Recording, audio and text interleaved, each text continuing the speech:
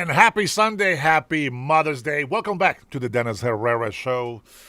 We are with permission from the missus to be able to do my show here today. And yes, she will be going bingo with the mother-in-law today, having some Mother's Day thing going on.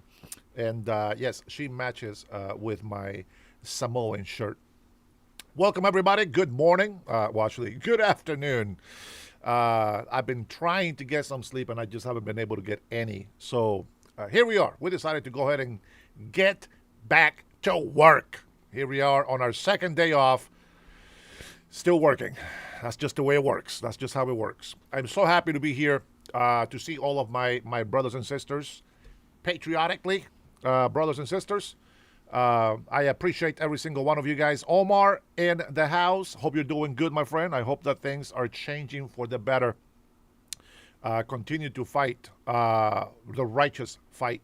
Burning 47, good afternoon. Thank you for being here. Happy Mother's Day, my man in the house.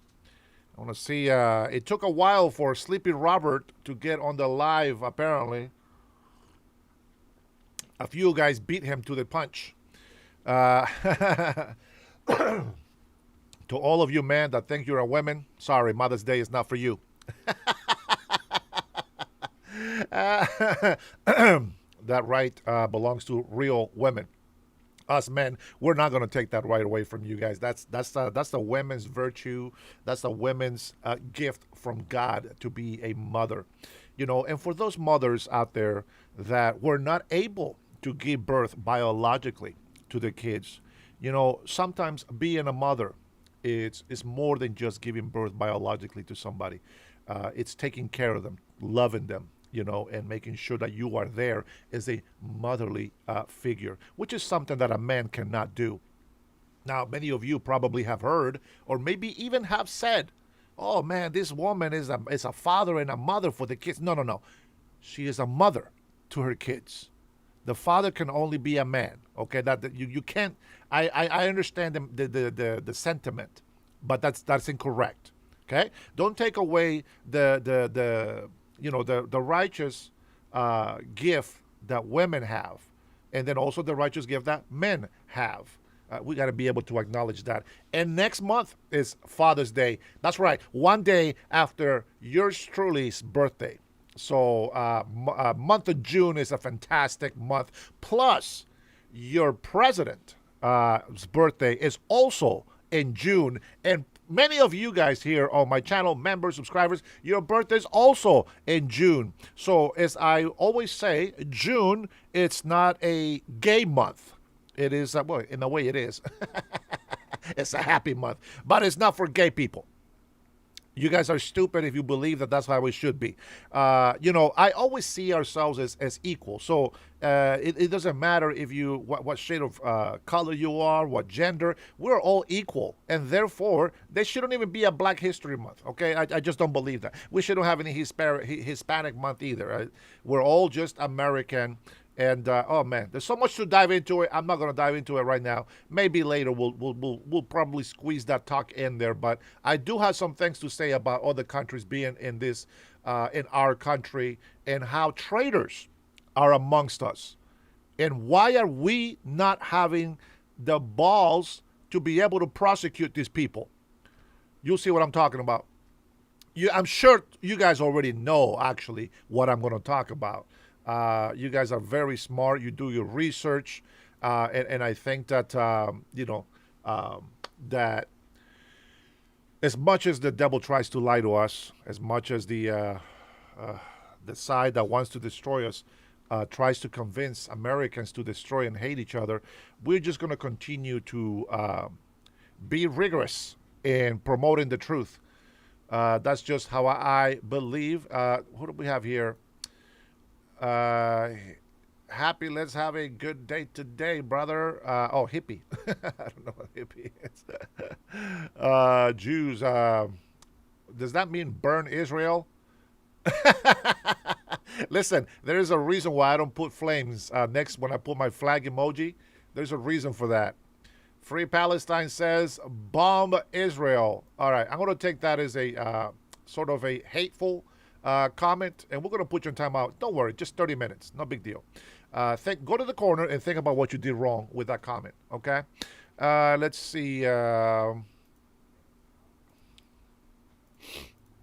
think my chat is delaying here a little bit. Let me refresh this real quick.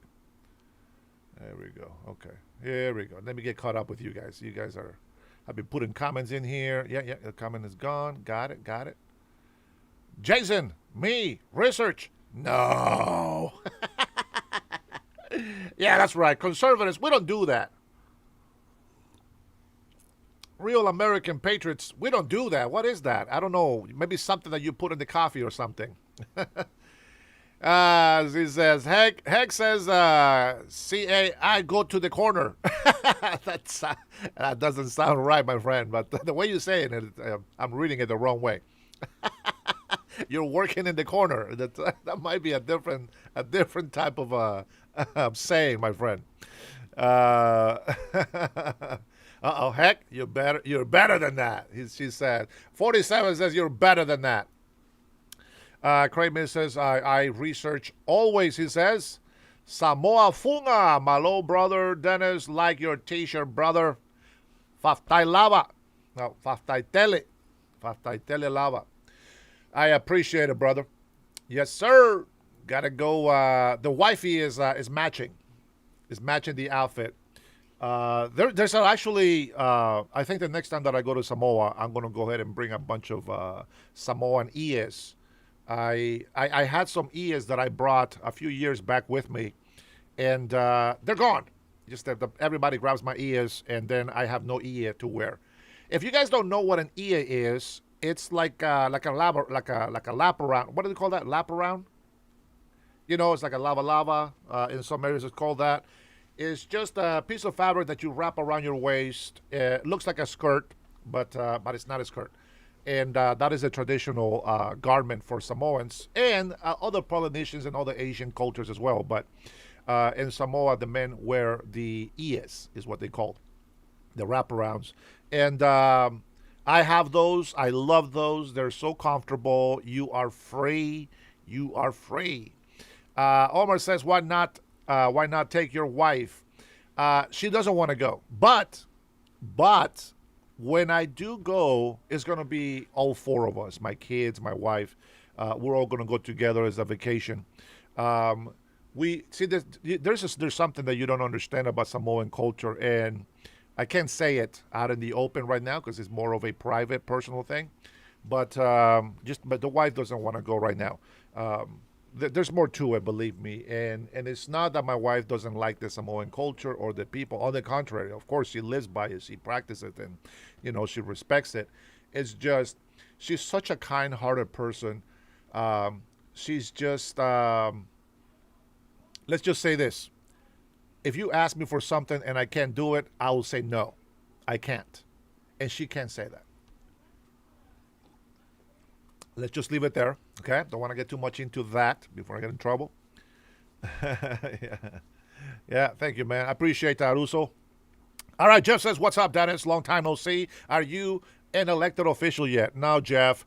So one of the things that I put on my disclaimer, I said, because I try to find this information out and nobody will give me any information, the election running this year, I thought that I can sign in or put my name in the ballot early, right? Sign in on register as a running for governor early, but they say I couldn't do that. I have to wait until the actual year of election to be able to do that. And so we're going to see.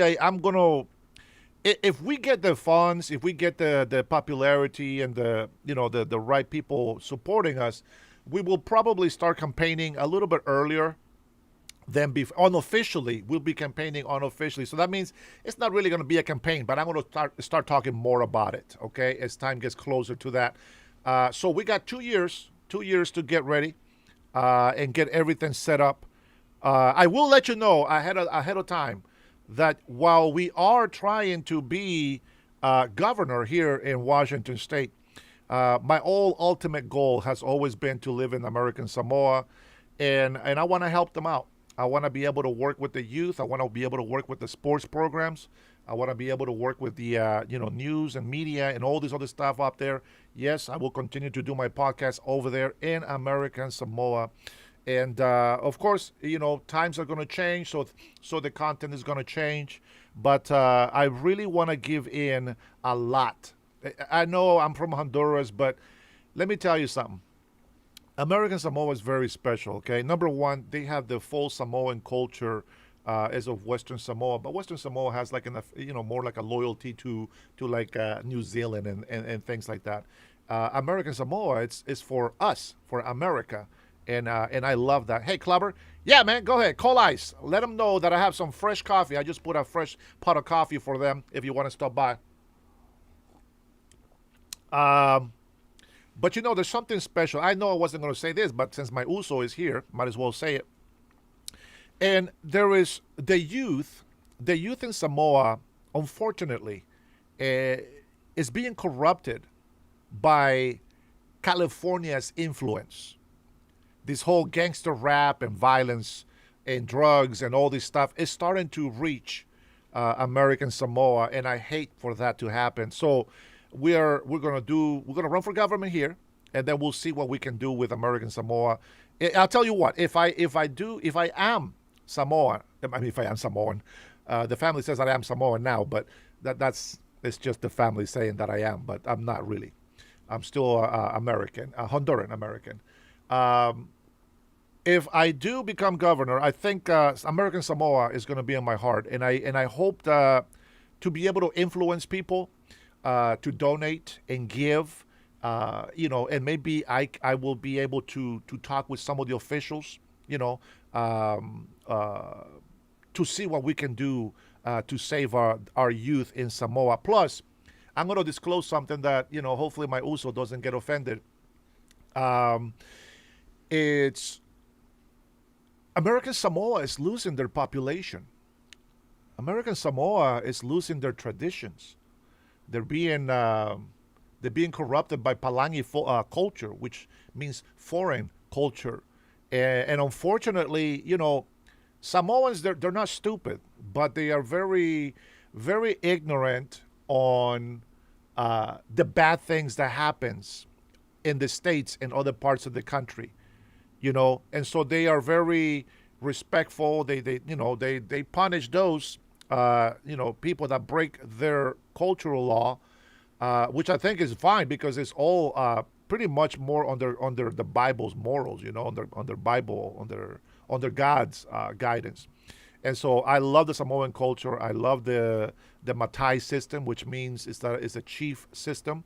There's a bit of a socialist sort of system because everybody helps each other. Supposedly, according to the traditional culture, when somebody is in need, they come together and they pitch in nowadays with money, but it used to be with like mats, and that will help build somebody's house, that will help with doctors and all this other stuff. So there's a lot of great things about it, but you know what, I'm more ranting. I'm ranting to you. You guys don't know what I'm talking about, and that's not the topic of today. But my Uso knows what I'm talking about, and hopefully we do something good with it. This is why I tell you guys, 20% socialism works, and 80% capitalism works fantastic. Capitalists are more for the people that like to create wealth.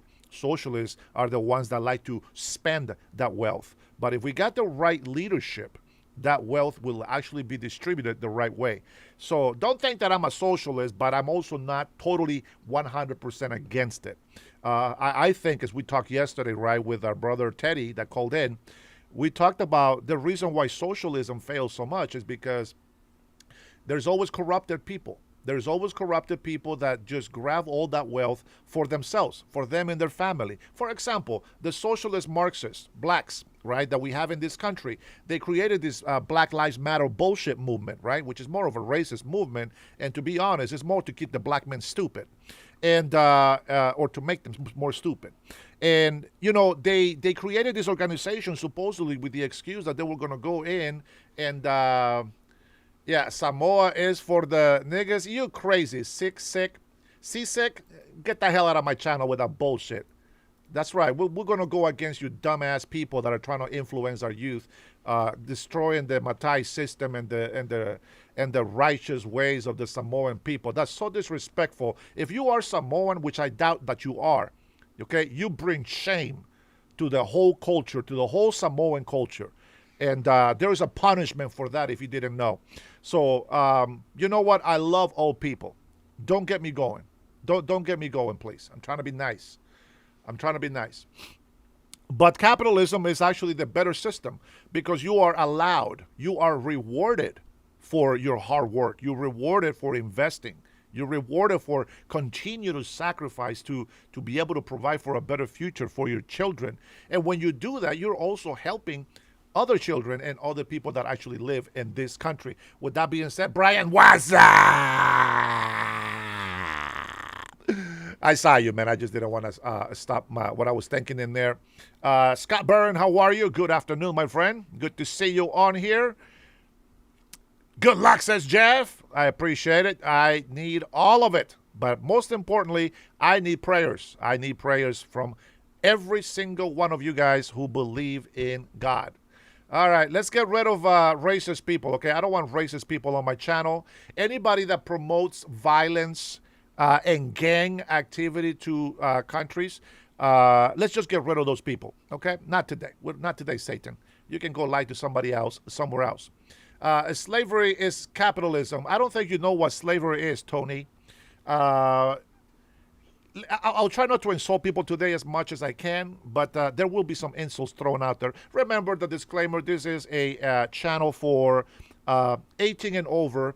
Malosi Fetu, I would love for you to call in and tell me if you have any information about what is going on. What do you think about what I just said? If you heard me, Samoa. If you would like to call in, let me know. Just put a number 1 on the chat or something, and I will go ahead and open the line so that you can give me a call. I would truly love to hear your input about American Samoa if you know about it. Okay. Now, Malosi means strong. Okay, and if you are, I want you on my side. It's crazy, right?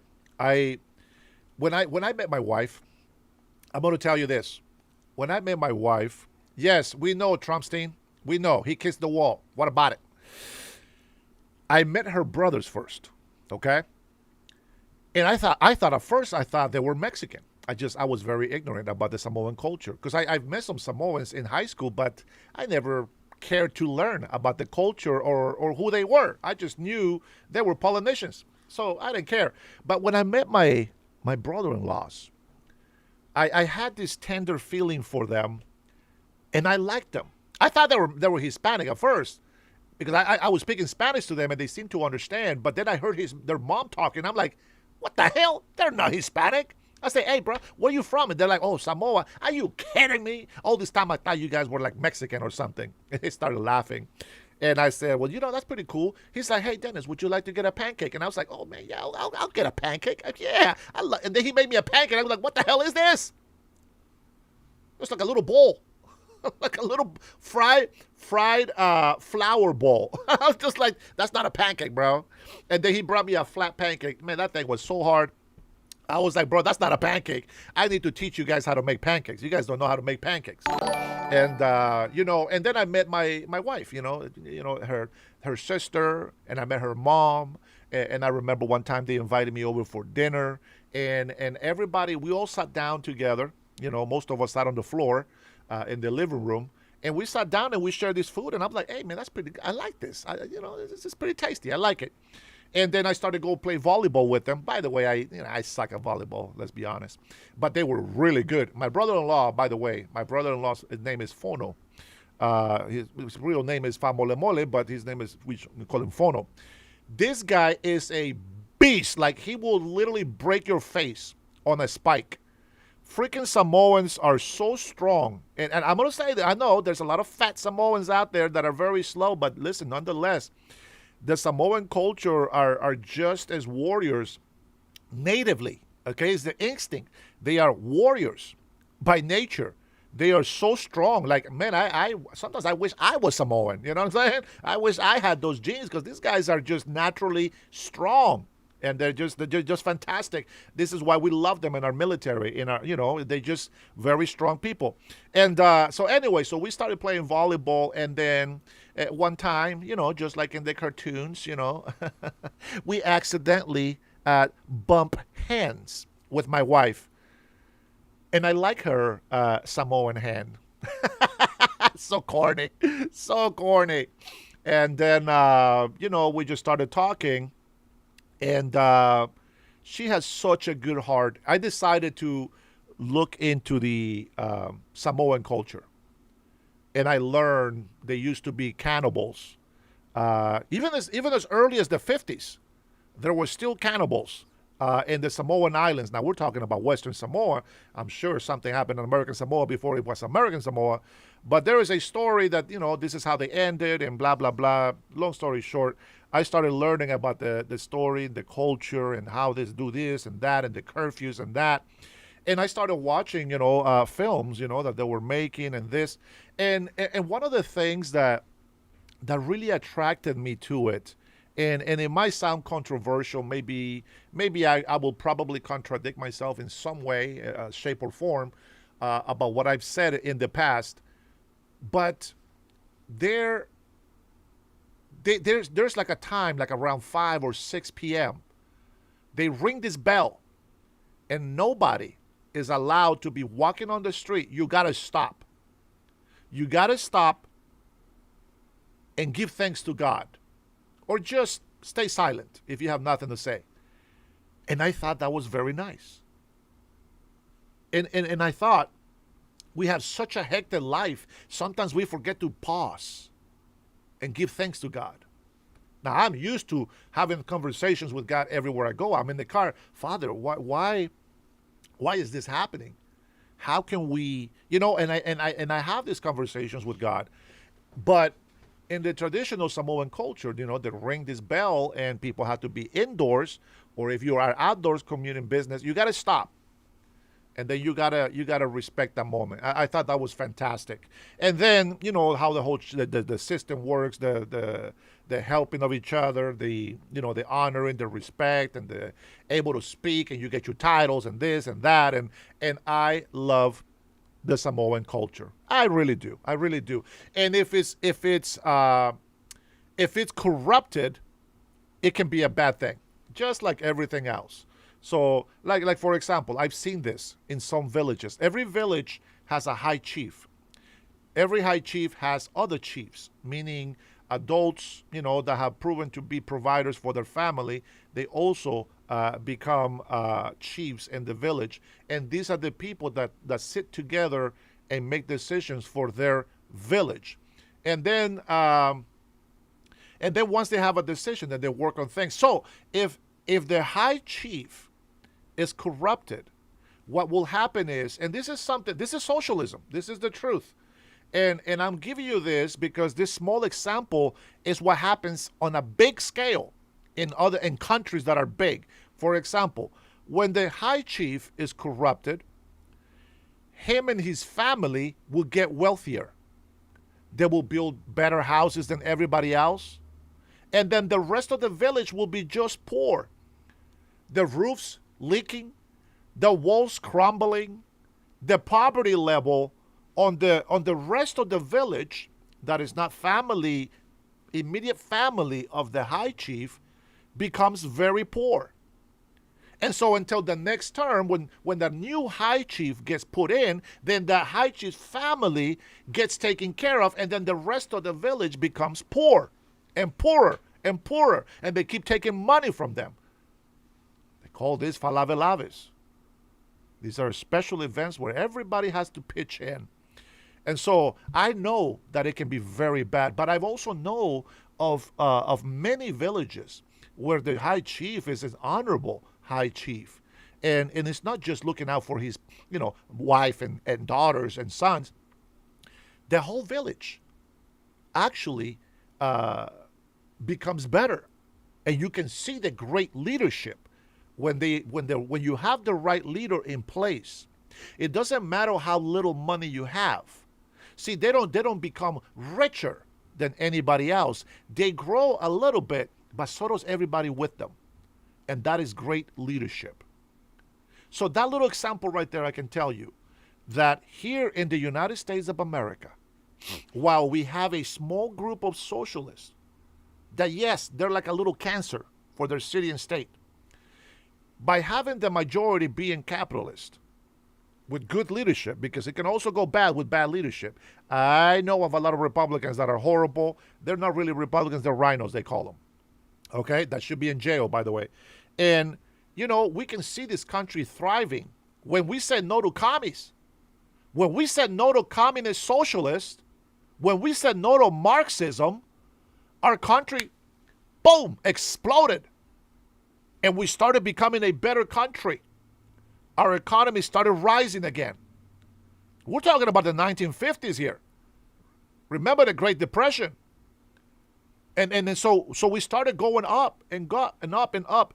And we've gotten to the point to where this country has been so great, so much better, so wealthy, etc., that even though we have bad government, right, especially here in Washington State, even though we have this bad government for 20, 30, 40 years, we are still a great country. That's how much God has blessed us.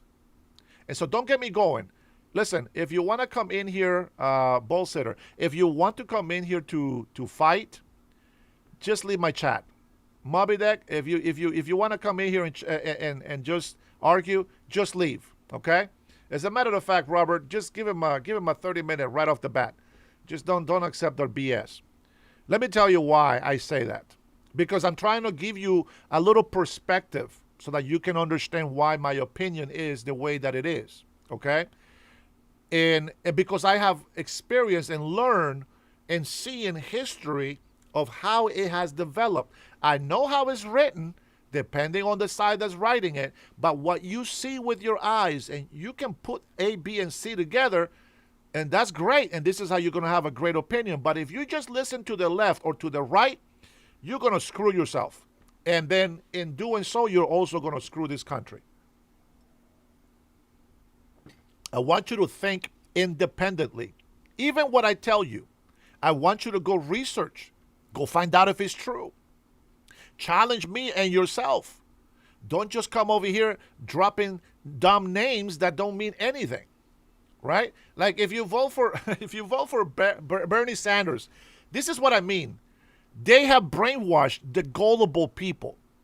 Like there is a lack of IQ in these people. But here's the thing. Ignorance, it's what's killing our country. So I'm going to be here to tell you the truth. And the best thing is that you can change the way you think. Bernie Sanders lives in a millions mansion. Okay? He's a millionaire. Think about the stupidity of this. He is not paying 70% of his taxes. He's not paying 70% of his taxes. If these millionaires, who are Democrats, by the way, they're ripping you off by billions and billions of dollars. You don't see it, but they are. If being a millionaire is such a burden, why do you think that Bernie Sanders is still a millionaire? Now, he can say, oh, well, I only have like $3 million in my bank. Well, how much is your house worth? Wait, how much is your car? Oh, how much is your jet? Oh, what? Uh-huh. You know, as a matter of fact, why don't we do something just for shits and giggles? Let's take a look and see. Let's see how much is Bernie's Bernie Sanders. Let's see if he actually has one. All right, so here's the thing. Let's talk about Bernie Sanders. Bernie Sanders, it says here, based on the 2025 and 2026 campaign finance filings, Bernie Sanders does not own a private jet, but has chartered them extensively for his fighting oligarchy, meaning that he doesn't pay the first class ticket at a commercial airline. So while he is not, oh boy, while he's not paying, while he doesn't own a private jet, the total spending during the 2025, check this out, During the first half of 2025, his campaign spent over $550 million on private jet travel. Now, he is not a president. And I mentioned yesterday, the Mexican president actually flies on commercial airlines. They actually check magnet everything, and they know that she's the president. So my respects for that. I mean, it's kind of sad in a way, but still respects, the humbleness of the experience. Now, hourly cost, the campaign utilized charter services like Ventura jets and Apollo jets at cost running up to $15,000 an hour. But fighting the oligarchy, it's so important. Yeah, so we're going to use taxpayers' money. Oh, man, these guys. In the second quarter of 2025 alone, his campaign reported nearly $230,000 in expenditures for private flights. Now, Sanders has defended the use of these charter jets as necessary for conducting multiple rallies per week. Yeah, as if it's something that is worthy for a country. Stupidity. It's something that is an abundant on the socialist, democrat, leftist, retard people. But don't worry, you guys, if you are on the Democratic side right now, like myself and many others, we have learned the truth the hard way. And that's why today we are sharing it with you.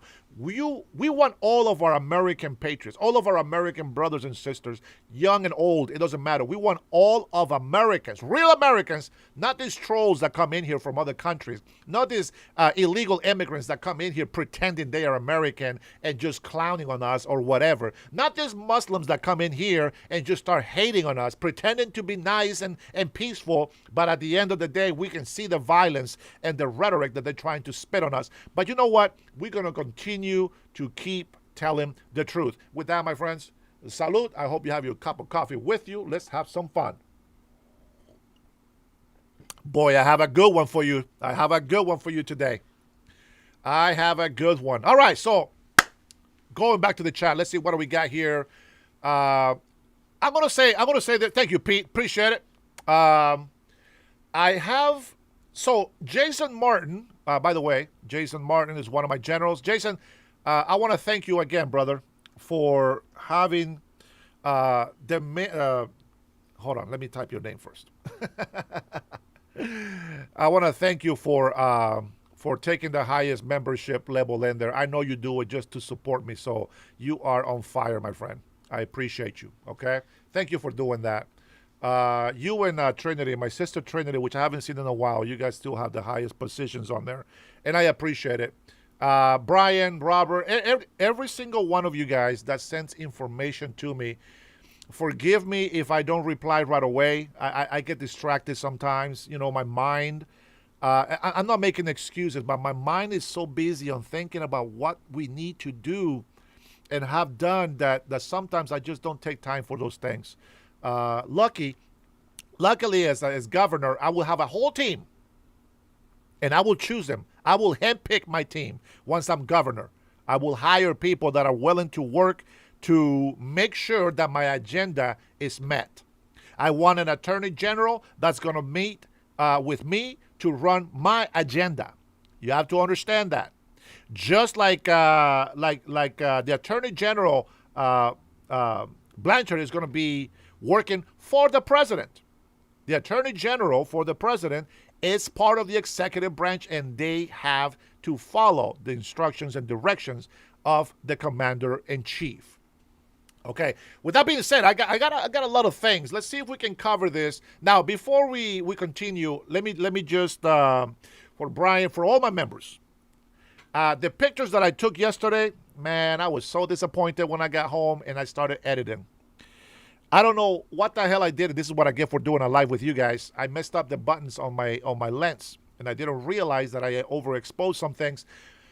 So here's the 3 photos that I had put in place to share with you. Now let me first set it up here really quick. This is one of the things that I missed about being able to prep my scene before I shared it with you guys. All right, so the first photo that I took. It's so cute. Uh, I mean, they're not like really, completely ugly. It's just I wanted it to be better. Okay. Now I will say this. I have a disclaimer. Okay. The area. Let me see. That's probably too big. Right there. So the area where I was watching the gray blue herons yesterday, the nesting grounds, I need a little bit more reach, okay, in order for me to capture the actual details of the feathers and the eyes and etc. Okay, so here is the first photo that I took yesterday while we were doing our live and you guys were with me. That is the blackbird with the red wingtip.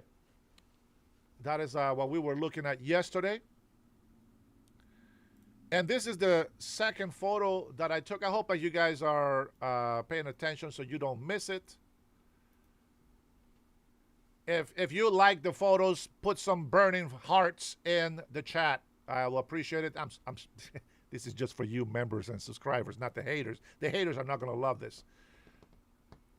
Yeah, we need to protect them. We have like 30. I think somebody told me it was like 60 great blue herons over here, and I am so glad because they are very few compared to what they should be. All right, I need more coffee, and then I'll show you the second photo, okay? I'll show you the second photo.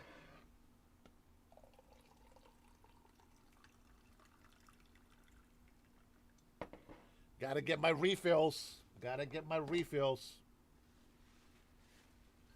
And yes, I'm using my little mushroom coffee mix with the coffee, so it doesn't taste as good, but supposed to be healthy for my gut, they say. And as you saw my live yesterday, I got a gut. I'm a fat guy, 6'1" fat guy. I still love coffee though. I'm so addicted. I'm so addicted to your coffee. All right, so that's the first photo. And then here is the second photo. I should have some sort of like inspirational music in the background right now. You know what I'm saying? Ah man, Scott Byrne loves the birds. I appreciate it. Thank you, Omar. You need to watermark this ASAP. Nah, they're free. Everybody can get these. Everybody can get them. But my members are actually, once I get the good ones, I'm going to get better ones than this. I am so happy I found the spot. I'm going to get better ones than this, and I am going to take especially this blackbird right here, because I know that he actually is very, very close to where I can get to. I'm going to take my other lens. That is a shorter range lens, but the picture is going to be phenomenal. I guarantee it. Now, this is okay. This is a beautiful picture. It's okay. But this is a photo that I was so proud of that I took first. First shot. Remember how excited I was? I'm a little disappointed, to be honest, with this picture, but here it is. The great blue heron. Oh my gosh, did I? Yeah, I did. Okay. There you go.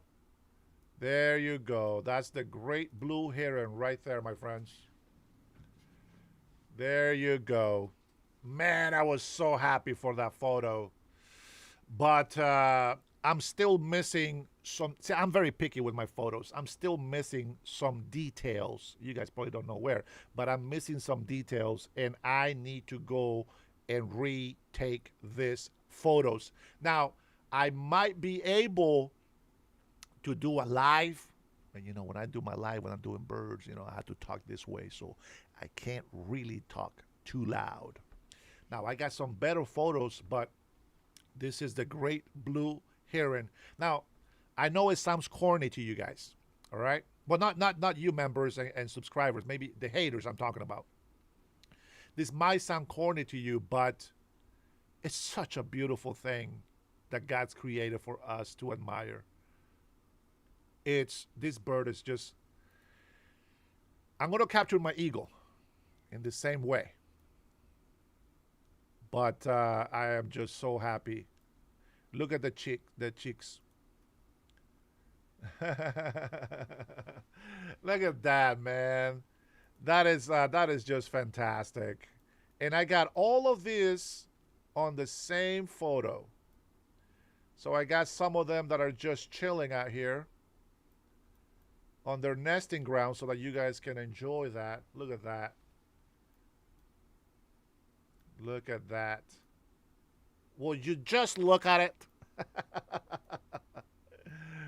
Oh, man. It's so beautiful. I love it. And that, my friends, that's what it's all about. That's what it's all about. There's the full picture right there. That's what it's all about right there. Yeah. I'm glad you guys like it. I appreciate you guys for that. All right, we're gonna leave the great blue heron out there as the background for my scene. Thank you guys. Thank you. I appreciate it. But don't worry, I'm gonna go and capture even better photos here in this month of May. There's gonna be a lot of things. I will make an announcement, by the way. I will be heading over to Hawaii towards the end of this month. Um, I'm gonna go and bring our koinga, our grandpa, from American Samoa, here to Washington State. So I think I might be down there for maybe a couple of days in Hawaii while I wait for his flight, and then I'm gonna fly with him back together. So Uncommon Woman is here. How are you, Uncommon Woman? I got another names, man. You guys got to get some new usernames and start over. I think you can. I don't know if you can. I think you can change your name once. I think or something like that. Coben Com, hey man, if you are still over there, let's meet up. You know what I'm saying? Let's eat some of the traditional Hawaiian food. I'm not gonna go over there with a bunch of money, but I should have enough money for my gas. Everything is expensive. Hawaii is very expensive from what I heard. So I'm gonna have a couple of days. I want to drive around. I want to get to see not just the beach, but I want to be able to go up and see the mountains, maybe the lava field, rocks, and things like that. I don't know how possible that is. I mean, it's gonna be Honolulu. It's not gonna be like every island in Hawaii. There's a few islands in there, but Honolulu is where I'm gonna be. Is the biggest island, I believe. So it'll be nice. It'll be nice to actually go there, at least for a few shots. Uh, yeah. Hey, Jankin, you gotta crop it. I know, brother. I know. You gotta crop it. If you guys like to see the great blue heron better, yeah, let me go ahead. I wanted to show the whole scene so that people can see it, but if you want to have just the great blue heron, remember this is capturing the screen that I have. I just put it out as a background so I don't get that little window, for the picture. I put it as a background on my computer, and that's what it looks like. So if you like that, let me know. Members, you guys can let me know if you want a photo. I can go and get you a photo better than this. Okay, I can get you a better photo than this. But first, I have to get my new lens in here. I plan on buying a 200 to 800 millimeter RF lens for my camera, and I believe that is going to give me a better picture quality. It should be a lot more detail showing. Oh man, that's a beautiful eagle right there, Robert. Thank you, man. Robert sent me a picture of an eagle that he took a picture of a long time ago. It looks like that's fantastic, brother. Yeah. Oh, believe me, the resolution on my camera it's phenomenal. Not the best, but it's phenomenal. Um, it is phenomenal. All right, thanks for the suggestion there about the. There we go. About the cropping the picture. There you go, bud. Yeah, there's details missing on that bird, just so you know. Okay, so that's why I'm not really happy with it. But we will get back there and do that. Now, with that being said, the money that I do spend, Mr. Smarty Pants, is the money that I make. Believe it or not, I still make money. It's still work. It's still work to be done. But yes, my wife does make more money than I do right now. And it's all right. It's no problem. I don't. I ain't mad. I'm okay with that. I'm okay with that. All right, here we go. Let's go ahead. I wanted to get that out of the way. I'm glad I was able to show you guys that. By the way, man, you guys blessed me so much yesterday. Bernie sent me a private, payment straight to my account, to Zelle. And, man, that's such a great blessing. We do need it, obviously. But all of you guys in here, man, you guys were fantastic to me yesterday, and I appreciate it. I felt greatly supported. And you guys do make me feel special. I met a couple of people, like 2 or 3 people over there that were photographing. And, well, if they subscribe to my channel and they see this live, I want to say hello to Paul and your lovely wife. I hope that you guys continue taking photos. And any tips that you can give me from the bird photography, I will also love to hear about. All right, let me see. Why don't we start off with some news first? Let's start with some international gossip. Let's start with Mexican officials. Have been indicted over alleged cartel ties. Now, if you guys have been watching the Dennis Herrera show, you will know that I have talked about all of these things before. Okay. No, my wife is busy right now. So she's the one that told me to come and do this, as a matter of fact. Trust me, my wife and I have a great communication and we have a great relationship. We are with each other every single day, my friend. So we know what we got to do. And, again, you guys think that it's just me, but no, my wife pushes me to do this. Like, she literally tells me, honey, are you going to do a live or what? No, don't delete his comment. Comment is okay. Comment is okay. Don't delete his comment, man. It's all good, brother. It's okay. You can make that comment. No, he's right. I take that as a compliment. I think that is he's being caring with his words. That's not an insult. I know, Corbin.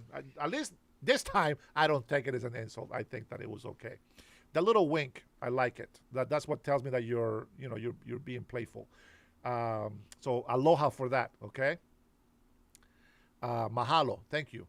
I think that's how you say thank you in Hawaiian. I know in Samoan it's faftai. Yeah, faftai. Thank you very much, faftai tele. Enough thanks, faftai lava. Appreciate it, etc. Oh boy, be nice, Robert. Be nice. You're still the mother of your children, if you have any. So have some respect for that woman, even if you don't like her. God bless America, Jeff. That's right, brother. Oh, what's for Mike? Hey, either way, though. Either way. It's a good comment. There's nothing wrong with that comment, I think. I think there's nothing wrong with the comment. All right, here we go. Okay, so let's go ahead and get the first clip of the day. You guys know how much I love Fox. No, I don't get paid from conservatives. This is just I like the way they report the news. They talk like I do. They think the way I do. And so therefore I support them. If they lie, I would not support them. But everything is funny. Everything that they actually report, I have already talked about in my channel. So who's copying who, right? Excuse me. I don't think they're copying anybody. I just think that we think the same way. All right? So here we go.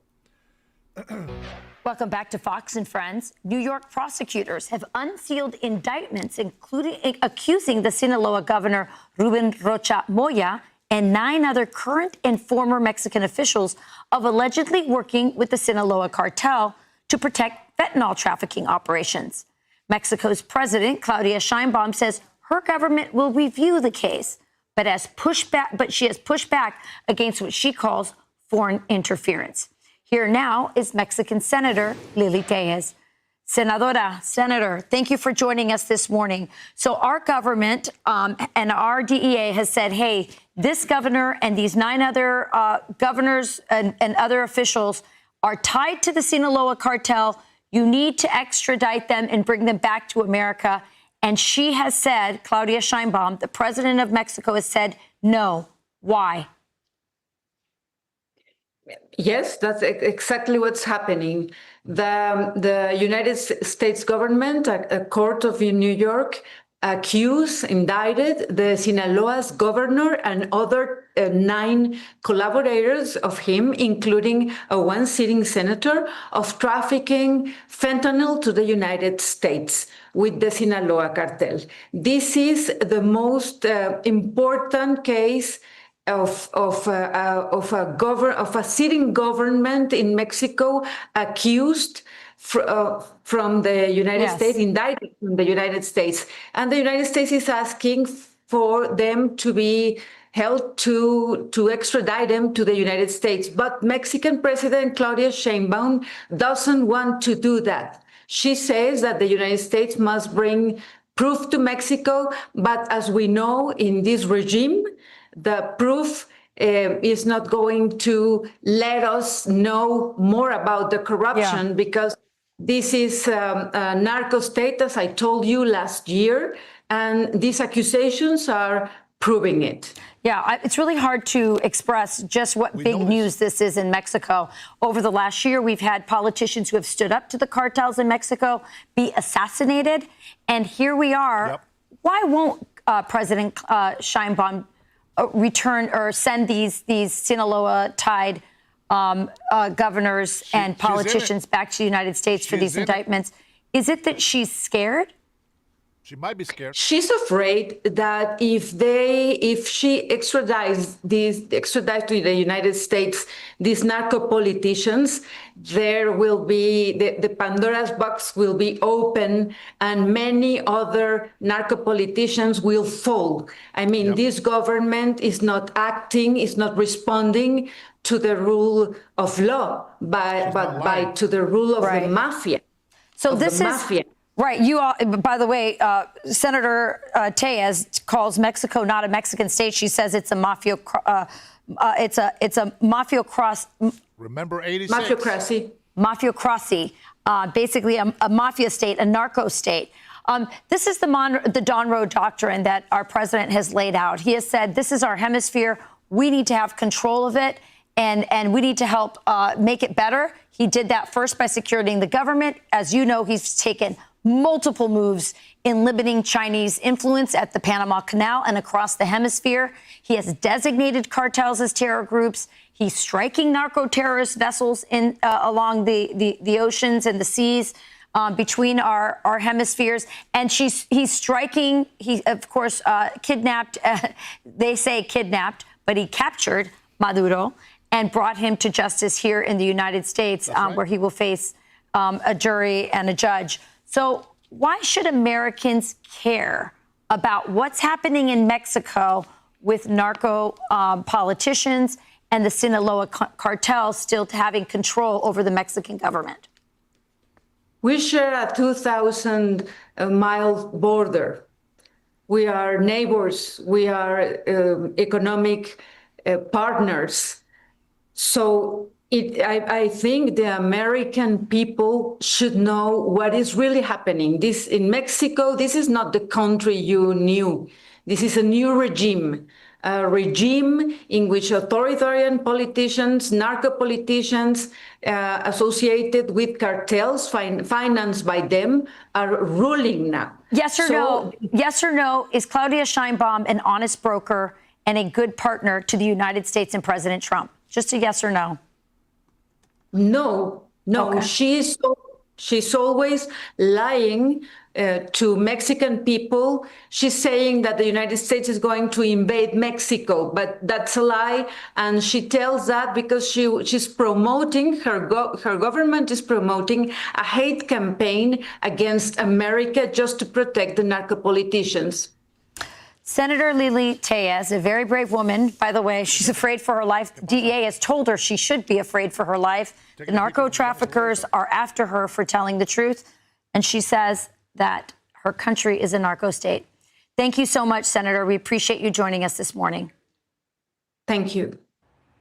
Be sure to like and subscribe for all the Fox News latest on YouTube and catch full shows streaming now on Fox One.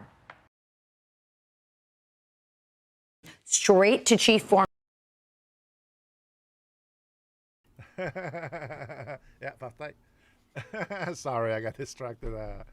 My wife, she's had one of the aunties on the phone wishing her a happy Mother's Day, so she was talking to me in Samoan, and I had to pay real close attention so that I can understand what she's saying.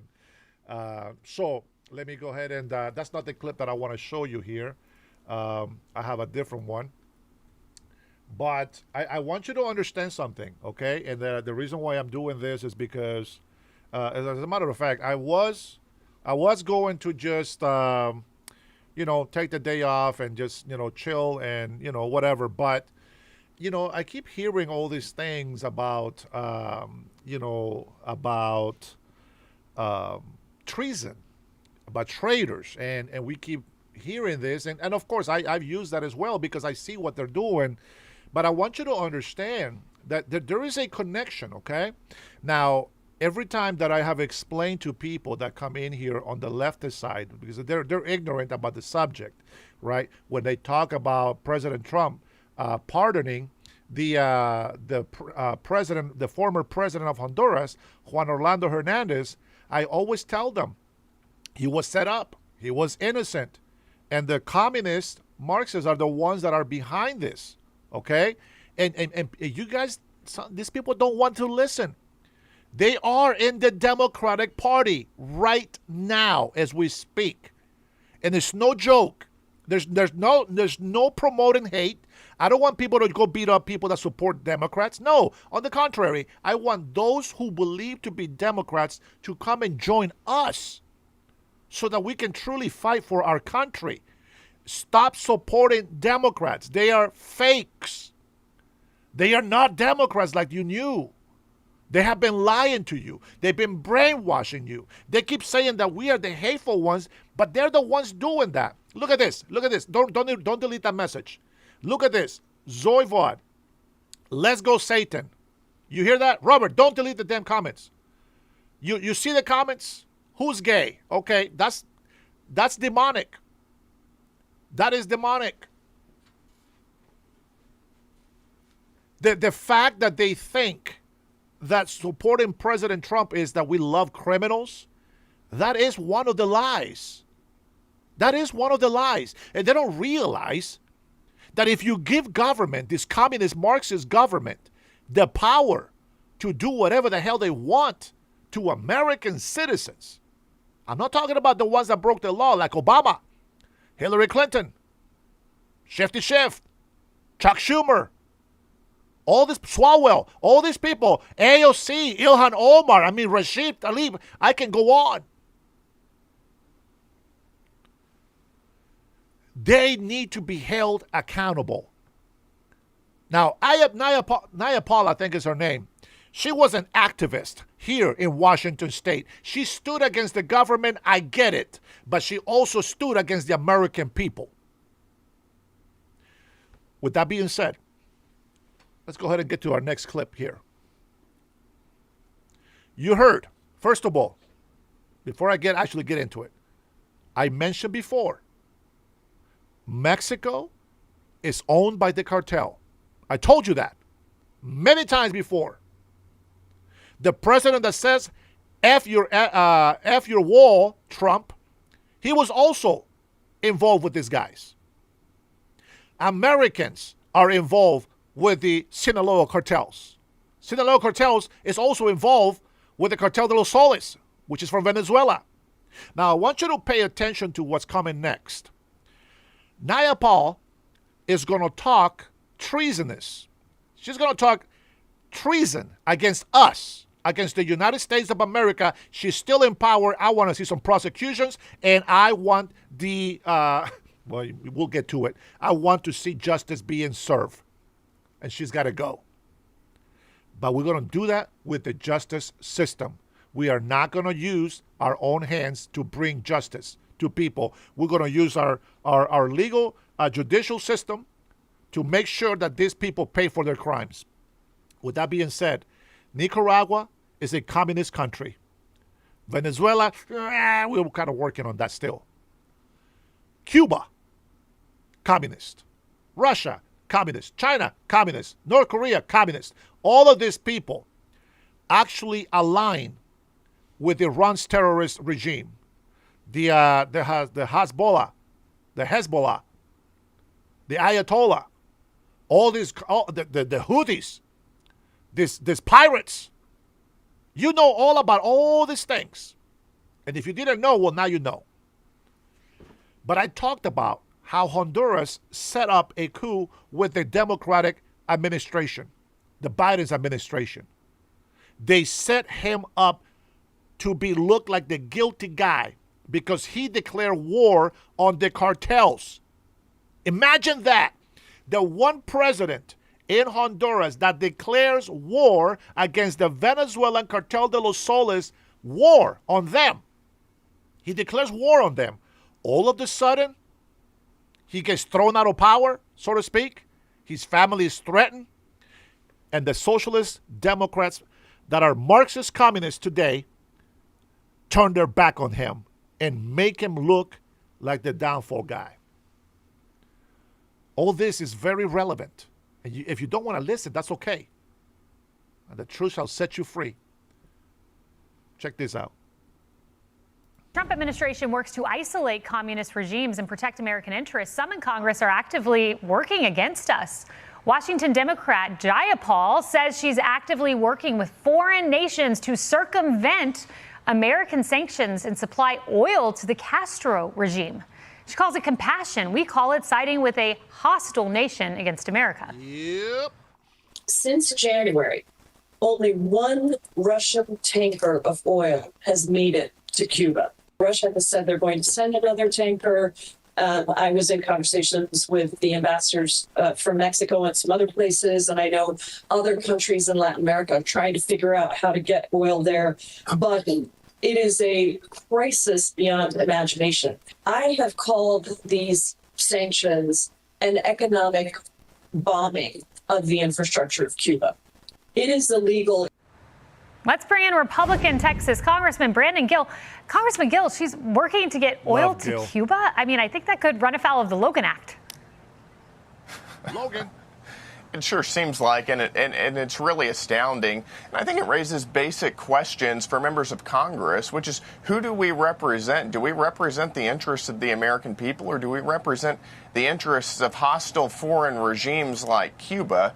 And she seems to believe the latter. I mean, the reality is that this is an evil communist regime that tortures its own people, that operates as a hub for some of our biggest geopolitical adversaries, including Russia, whom she also believes that she ought to be helping aid the importation of oil into Cuba for. So this is astounding on so many levels, but I think that it's something that the American people recognize, is that we've got a Democrat Party who is operating in the interests of our geopolitical foes, and that's a big problem. Congressman Gill, it appears that former President Barack Obama wants a new job. He wants to be head of the RNC. Listen to this. I'm worried about the Republican Party, not just the Democratic Party. When I was president, people would ask me, well, what change would you like to see in Washington? I'd say, I'd love a loyal opposition.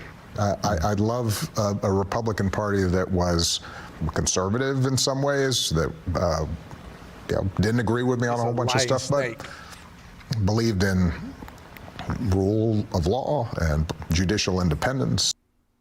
Is his advice heartfelt? As a matter of principle, I don't look to my opposition to determine how I'm going to act in my Republican Party. But it's pretty rich coming from Barack Obama talking about rule of law. I mean, the Democrat Party is the party who has talked for years about packing the Supreme Court so that they can get Democrat judges on the bench who will then weaponize the rule of law against conservatives. He talked about wanting Republicans who follow empirical evidence and science, which is even more rich coming from the party who's made it their cause to defend abortions for pregnant men. I mean, this is a party that's gone so far off the rails, and I don't think we ought to be listening to him for anything. Yeah, he should be working on fixing his own party. Congressman Gill, thank you. Be sure to like and subscribe for all. Well, well, well. I don't want to say I told you so, but I told you so. Now I want to read something here from from my X account. This is a post from what's her name? This is Todson. She posted this on X, and I decided to go ahead and read it. Now you guys can go ahead and double check this, and fact check it, as they say, and then you can go ahead and make up your mind. But why don't we just read this, which I find it very, very interesting that she posted this. Let's take a listen. Let's take a look, actually, not a listen. Let's take a look. Let me get this screen here. Okay. There we go. I don't know. That's probably not big enough for you guys to actually read, but I will go ahead and read it for you. Now, before, I read you this, I want you to know, if you haven't seen this, Barack Obama is meeting with Canadian Prime Minister Mark Carney in Toronto on May 8th and the 9th, which obviously is already passed. But listen to this. The discussion focused on progressive policy, leadership, and building a better and more just future, strengthening the ties between the two leaders. What the hell are you talking about between the two leaders? Obama is the guest of honor and keynote speaker for Canada 2020, an independent progressive think tank holding this anniversary gala at the Fairmont Royal York in Toronto. The meeting aims to discuss future-focused leadership and empower people, is highlighted in a public welcome to Prime Minister Carney. This meeting comes amid Prime Minister Carney's efforts to strengthen Canadians' interest and redefine the U.S.-Canada relationship. Notes from Yahoo News. What is it, babe? Nothing? Okay. Here we go. I'm going to go ahead and read to you this post. Okay? Obama is violating the Logan Act, 18 U.S.C. 953. You guys can look that up so you can read it. It is a federal criminal statute that remains on the books as of today. As a private U.S. citizen, former president or not, Obama has no authority from the current U.S. executive branch to conduct or influence foreign relations. Yet he is in Toronto. This was back on May 8th. For a close to media, of course, close to media, hiding the conversation because it's highly treasonous for him to do this. High-level gala hosted by the progressive think tank Canada, blah, blah, blah. We read that. Carney is the foreign government. He is the sitting Prime Minister of Canada, in office in March since 2025, what a majority government since April 2026, meeting and holding important conversations. No U.S. authorization. Obama is not an envoy or a special representative or acting with the knowledge or consent of the current United States of America president. That is treason at its finest. Former presidents have no residual diplomatic authority once out of office. Bilateral relations are tense. Canada and the U.S. are in the middle of CUSMA, NAFTA's successor. Reviews talks. Carney has publicly declared that the old U.S.-Canada relationship is over. Amid tariff threats, trade friction, and economic realignments, the gala itself is focused on Canada-U.S. relations and global challenges. Private discussions between Obama and Carney on building a better future inevitably touch on these live controversies. Now, what Carney is trying to do is he is trying to find a way that Canada gets all the things that Trump took away from them. President Trump is our current president, the legitimate commander-in-chief, the only one with the executive power in the Oval Office. Barack Obama, I'm sorry to say, is a has-been. He's not it today, yet he refuses to go quietly. He needs to retire. Just let the current president do what he needs to do. It is crazy that he has this much control. Democrats are continuously breaking the Constitution, corrupting it. They're violating the United States Constitution, convincing the weak-minded people that the Constitution of the United States belongs to immigrants. No, it doesn't. The Constitution of the United States of America belongs to the American people. It does not belong to the world. It belongs to the United States of America. I want you to please snap out of this dark anti-American indoctrination that these socialist Democrats are bringing to you, our youth, and the future generations, because that, my friends, is going to destroy our country. And I got more things to show you.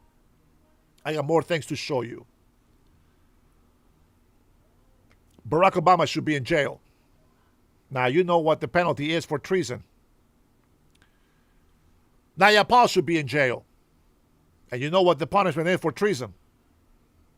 I think Hillary Clinton,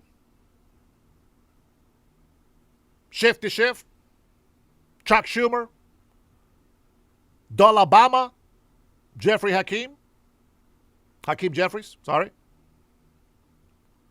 all these people that are anti-Americans, lying to the gullible young generation of Americans, abusing the mental illness of people on the street to elaborate violence and destruction against the United States of America. They should all be put in jail for treason. I love the argument that the Democrats, to save their ass. Remember when President Trump was president the first time? Remember Doge? We want Doge, don't we? I love Doge. We need me some Doge over here in Washington State. From last year, we saw all this fighting. You remember crazy Maxine Waters trying to go in the building, stopping Doge from auditing all the help from USAID because she was getting money. All these corrupted Democrat politicians that you see today were making bank. They are editing all their information so that they don't get caught from stealing millions of dollars from programs like the programs that were opened during COVID-19 that were meant to help the people of the United States of America, the American citizens. Well, guess who got that help? Somalia and other countries. Illegal immigrants got that money. Ilhan Omar now is trying to backtrack the $30 million worth. Now she's broke again all of a sudden because she's being audited. Think about that. I told you we need to stop funding the UN. Check this clip out.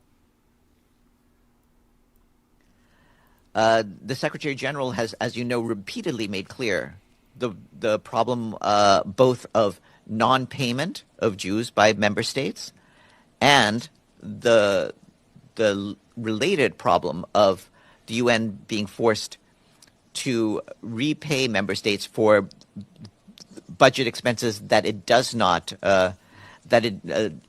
budget money that it does not spend, so those two factors have put us on an unsustainable trajectory. Although more than 150 member states paid their dues last year, we ended 2025 with a record $1.56 billion in outstanding dues, which is more than double that of the previous year. So unless either the payments come in or we're not compelled to spend, to return the monies that we are not able to spend because we didn't receive the budget, unless one of those two things happen, we face a real danger of running out of money.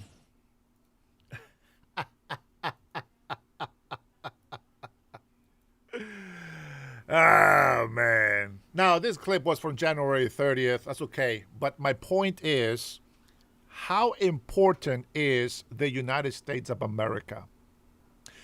how important is it for our enemies and all those so-called friendly countries that they need to steal from the United States of America? If you don't know, that's stealing.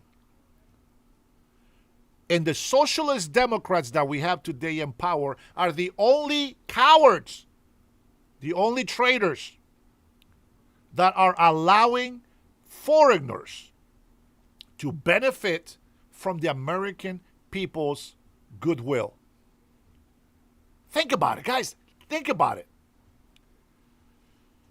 We don't need who? We don't need NATO. They're betraying us, left and right. But I want you to understand that everything that we have been speaking of is true. Now, we've been running this campaign on my channel here about telling the truth. Hi, Karen, how are you? About telling the truth. Hey, Lisa, how are you? Samuel. And I started with the coup, the setup of the Honduran president by the communists. I proved to you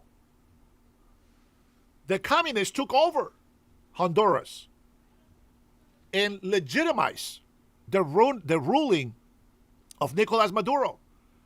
You didn't want to listen. People on the left didn't want to listen to us. We covered a little bit about Cuba. They didn't want to listen to us. We talked about China. They didn't want to listen to us. We talked about Russia. They didn't want to listen to us. Every single thing that we have been trying to fight for the American people, socialist Democrats are fighting against us. It doesn't matter what it is. And President Trump has been able to prove it. And the last time that he was able to prove it to you is by putting them on the spot. Bobby, get rid of Bobby. You're not, no, don't get rid of him. I got it. Yeah, he won't come back to my channel. F this turd. Everything we say is true. And are facts. It doesn't matter what Democrats say. It doesn't matter what the leftist socialist media says. They can lie. They can make up false stories.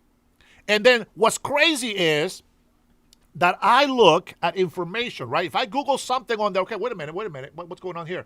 And I read it, okay, yeah, I remember that's true. Yeah, that's right. This is what happens. Other people, they don't know. They're like completely blank on something. And then they read a headline and they go with it.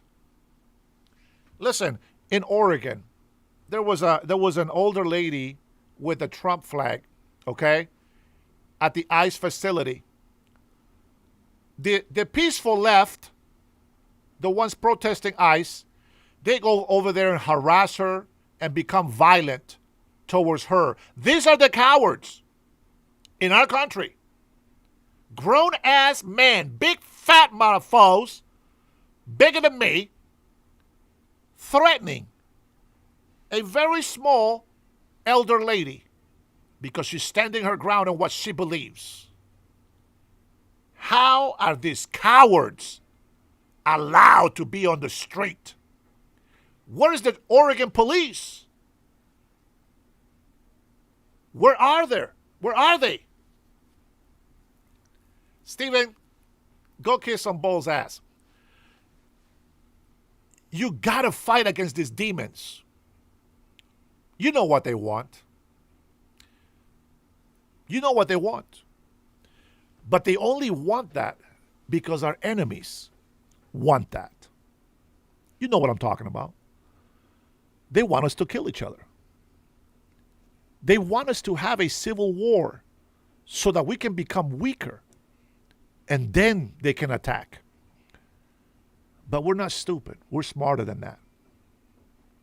So, as much as people come over here and tell me that I'm hateful, please.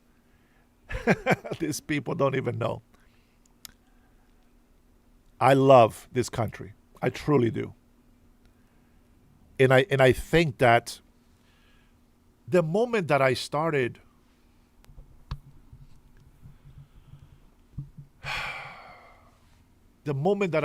doing this channel, I think every day I become more, I fall more and more in love with the United States of America. Every day I appreciate real patriot Americans. Every day my love grows stronger for this country. And I don't want to say the things that I have to say, but I have to say it. I want to be able to sugarcoat everything for you and tell you everything is okay. There's no problems. Hey, don't listen to negativity. It's okay. I wish I can tell you that, but that's not the case. My brother-in-law died of fentanyl. So I say screw the Mexican government who is allowing for these cartels to continue to bring fentanyl into our country. The border is secure, but it's not completely secure. I don't believe those data numbers. Now, Trump will tell you what their administration and their officials tell him, and I'm sure he doesn't truly believe everything that they say, but they have to say it. So he says it to you. Trump is not stupid. He is a genius. He's been able to tackle problems that are almost 50 years old. 5 decades in the making. Trump has been the only president that has been able to diffuse and is continuing to destroy these little secret weapons that our enemies have against us. You guys don't know this, or you're stupid, or you just don't want to know. But Cuba, do you know why we have sanctions on Cuba? And do you know that anybody who helps Cuba with those sanctions, especially Congress, Americans, those are traitors to us. They will be in jail. I pray justice comes into this nation. But Cuba has been a key element, location for our enemies to get closer to the United States than anywhere else. Canadians making deal with China. It's not looking good. Not when they're making us look out to be the enemy. You know what I'm saying? President Trump's seen all this. He's a genius. He went and stopped a leader of the Venezuelan cartel. Got him in jail over here right now. Went and put a stop to oil going to communists in Cuba. The Cuban people, the real Cuban people in Cuba, they are grateful to the United States and cheer for the United States. Those who are being benefited by the communists are the Cubans that will say, get Trump out of here. Watch how they're dressed. Watch who they are. You have the Cubans that are not being helped by these communist people. They're out there trying to make a living. They're trying to go out there and do something to make a living. You know the ones that are being supported by the communists? The ones that say Trump is an evil guy and blah, blah, blah. Watch what they're doing. They're not out there trying to get jobs. They're walking their dogs. Holy crap. Are you kidding me? You mean you have that much freedom? You got that much money to actually not go to work and go and take your dog for a walk? Very interesting, isn't it? See, that's the privilege that we have here in the United States. You can go out and walk your dog. Fantastic. It's phenomenal. We have a freedom here, and we do that. Talking about Canada, I want Alberta to be part of the United States of America. Get rid of all these socialist Democrats and send them to a place where they'll be happy. Send them all to not Iran, because I care about the Iranian people. Send them all to not Russia, because I care about the Russian people. Send them all to North Korea. I don't care about them.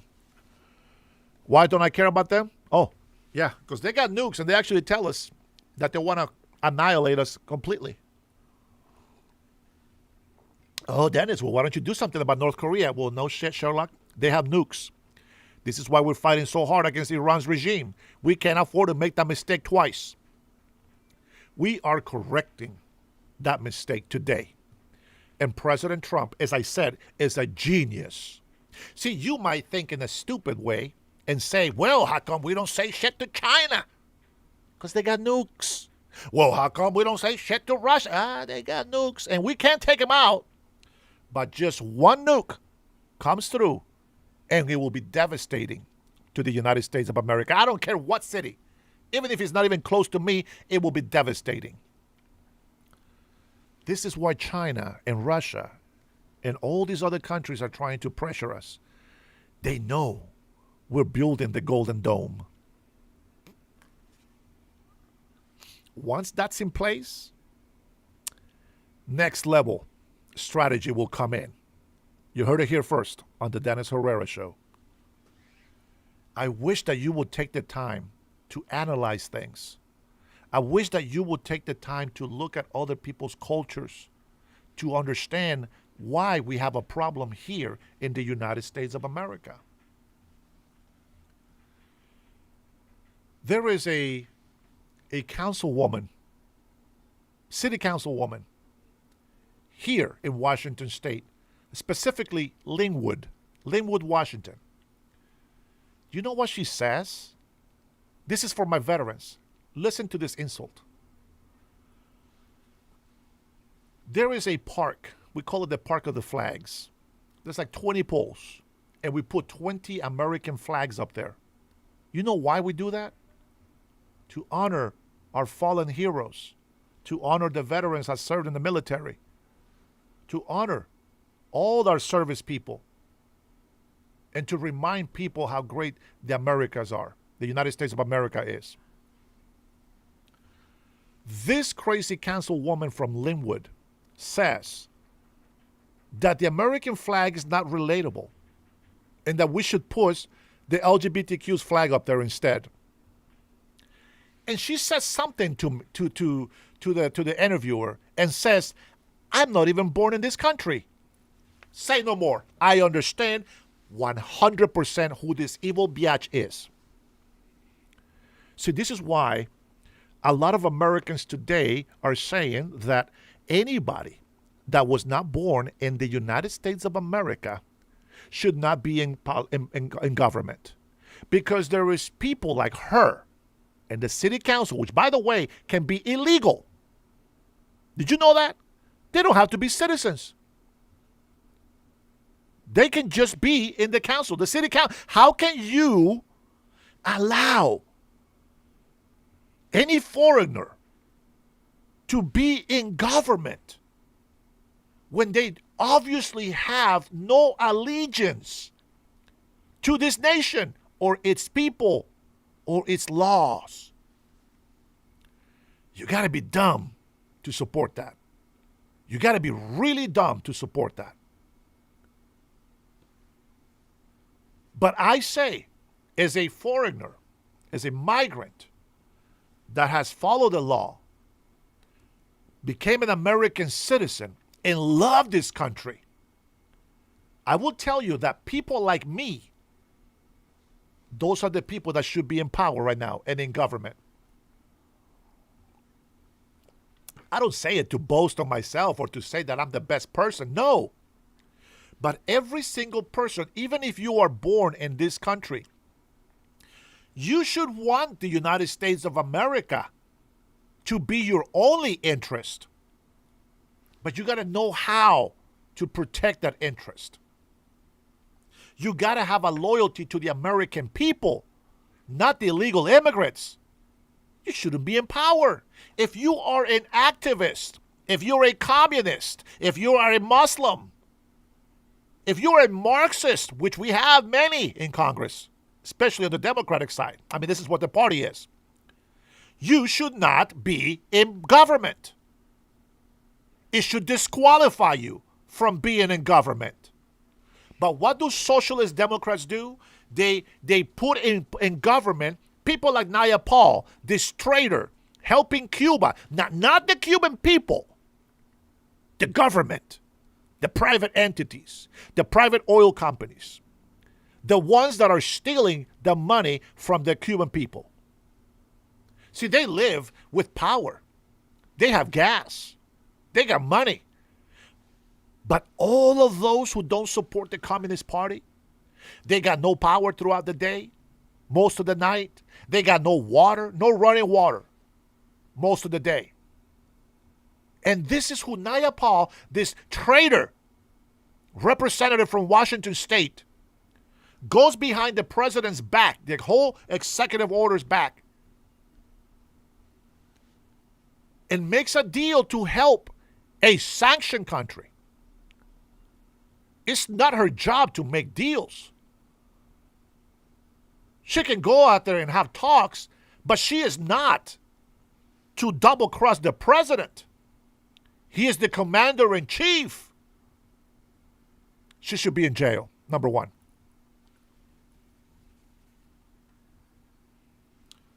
Check this out. This is what I'm talking about here. And this is, you know what? I'm going to call this guy and see if I can meet and sit down with him one day. But this is Rents, and he's, Jason is going to give you more information about what I just said. And just listen to what she says, because he's going to play a clip about her. Watch this. We should listen to Isabel Mata, a Linwood City Council member who decided at the May 4th City Council meeting to sit there and tell her colleagues that she finds the American flag unrelatable. She would never, ever, ever, ever, ever, under any circumstances, fly one at her home. And the reason why she's bringing this up is that they were having a conversation, which seems like we have all the time in Linwood, Wilcox Park, where they have the 27 American flags on display, and there's always someone who says, this is wrong. We don't like it. And of course, they choose the 250-year anniversary of our founding and Memorial Day coming up to complain about all of this. So she's there thinking they should probably all just come on down. Replaced, she suggested, by something more to her liking, such as a LGBTQ2IAS++ flag. And now which version of that, I don't know. I mean, they do have 27 different flagpoles, and you do have 27 different letters and symbols in the LGBTQ2IAS2++ crowd. I suppose you can probably have one for all of them. Here's the exact quote from the meeting. To me, a pride flag is way more relatable than an American flag. I would not raise an American flag at my house because... Did you hear that? This is the people that you people on the left want in power. Did you hear that? How does that make Americans feel? If you're real patriots to this country, how does that make you feel? I'm telling you, I am telling you right now, I am going to go against all of these crazy ass people. And I pray to God that he gives me the words to make Americans patriotic again. We need to wake the hell up. It is unbelievable that these people are in positions of making decisions for our living, and then we wonder why we have an affordability crisis. And all they can say is, it's President Trump's fault. It's the tariffs. When people call me in from the left, that's what they say. It's the tariffs. It's Trump's fault. But not one of them tell me, oh, well, I mean, I would say it's Trump's fault, but the governor is raising taxes. Yeah. Well, the Socialist Democrats Congress here in Washington State, you know, they're screwing the people up. Yeah. They're raising property taxes. They're raising business taxes. They're raising an income tax, which is illegal here in Washington State, but it's President Trump's fault. That's what they say when they have no argument. Blame Trump. But you got a council here, city councilwoman in Linwood. And this is in every single council. Every city council is the same. They have these libtards in power. Because a lot of us, we can't be bothered to run for office. But I'm going to tell you something. I don't want to run for office. F that. But I'm going to do it. If I don't see somebody else that has the balls and the knowledge and the heart for the people, I'm going to run for government.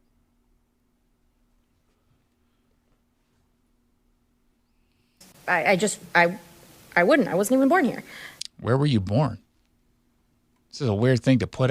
She wasn't even born here. Do you see what I'm talking about? Like, you're an American citizen, though, right? That part probably not should matter more than where you were born. You are representing your community in a government. But I would raise a pride flag, and as the most diverse city in all of Snohomish County, I don't think that I'm the only one who would maybe choose to have 27 other flags. Let me translate. I'm not the only crazy person. I'm not the only one in our community who hates this country. I'm not the only one in this city who loathes everything that this country stands for. Hashtag diversity. Did you know what our strength is? Diversity. And that includes diversity of flags. In Flag Park. Does this park represent the values that were here in the 1960s when they established this park? Yes. Did we hold those same values Yes. now? And Yes. are they representative Yes. of the Linwood as we see it today? Yes. Because if we're having this issue of we have so many things that we want to represent, this community is filled with so many beautiful cultures and diverse backgrounds and all of these things, yet we have 27 iterations of the same flag, some representing parts of American history that frankly are not great. Is there something different that we could do that fixes this issue altogether? Where You getting nauseous yet? Yeah. Stomach kind I'm of glad I hurts. didn't eat that much for lunch, so. Well, you're eating something literally now. No, that was just something stuck in my teeth. You're chewing something. or maybe these are flags that could be up year round that represent our community. The last thing I want to say is, yes, it's a political statement, but our city logo is literally all are welcome in rainbow colors. Literally. Like, oh my God, and stuff. And by the way, literally, she's not right. She's actually incorrect about the flag. It's not the rainbow color. So we've already made a decision as a city where we stand politically. Okay. We want nothing to do with your politics, lady. But just think about that for a moment. Hold that in your head for a moment, what you just heard. We have Flag Park, the name of the park. It's Wilcox Park, but it's known as Flag Park, which exists to fly flags. And you've got a sitting councilwoman who wants to clear out the American flags from Flag Park just 3 weeks before Memorial Day, the day we set aside to honor the men and women who came home in caskets draped in that same flag that she finds so, quote unquote, unrelatable. Now, of course, at no point does she actually explain why she finds it unrelatable.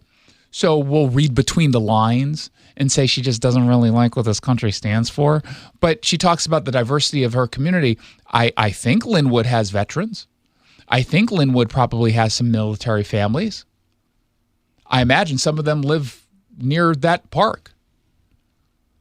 They can hear what she thinks of their sacrifice, I suppose.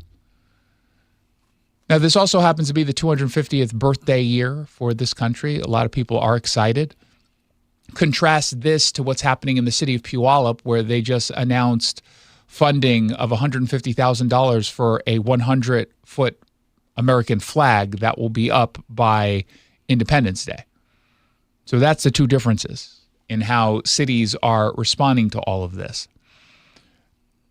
She decided to pick this fight now, of all times.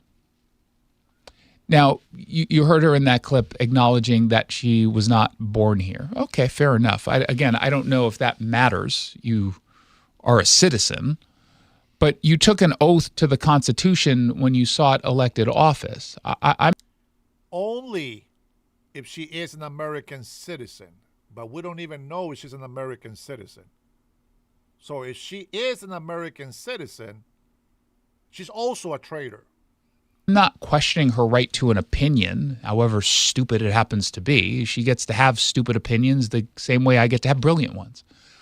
But being free to think whatever you want about the American flag is different to a point when you're not a private citizen anymore. You're an elected official representing constituents who overwhelmingly don't share your contempt for this country's symbol.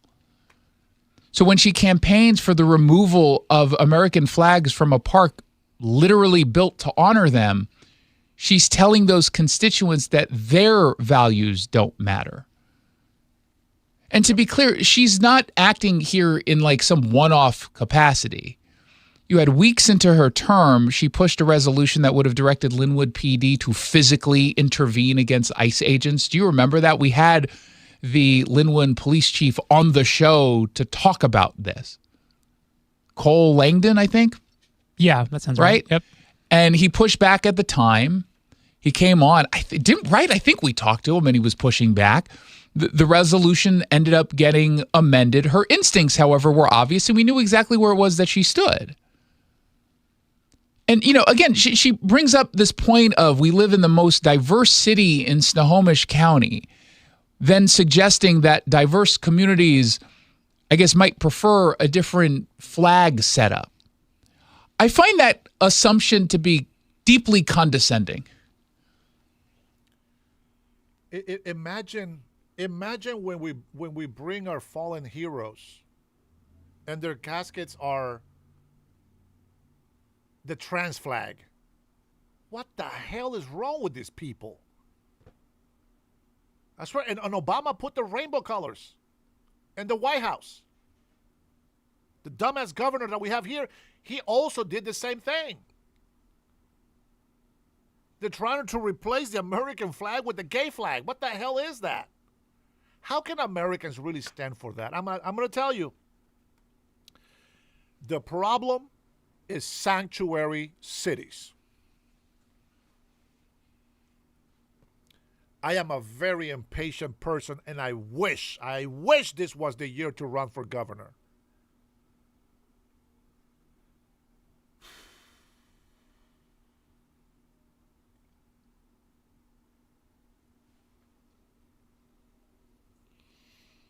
Jason Rants, ladies and gentlemen.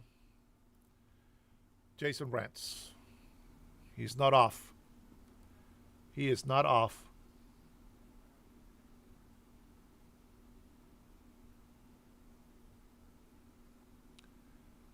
Now it is. I think this is Shirley's mom, Nick Shirley's mom. I hope that I am making sense to you. And I hope that you actually pay attention to what's going on. How many times they come in here calling us liars. And then when we see these people protesting, we see their hypocrisy. We see their violence. We see their rhetoric come to life. They come into our little safe space, as they call it, right? They come into our podcast in a chat where all of my members know this is where we chill. We understand each other. We respect and love each other. We respect and love one another. They come in here throwing insults without trying to get some foundation or at least get some sort of favor, on them. They come in attacking as if we know them, as if they matter. They don't. We don't know if you're an American citizen. We don't really know if you're a real veteran. We don't know who you are, but the moment that you come in hating and cursing us when we're saying that we stand for American citizens, we got a problem. We got a problem. See, Oscar, that's how you get. Oh, please. Oh, I love it. Give me a call. Give me a call. Oh, I've been waiting for this. Give me a call. Let me see what this Beaner has to say. Go ahead, Oscar. Give me a call.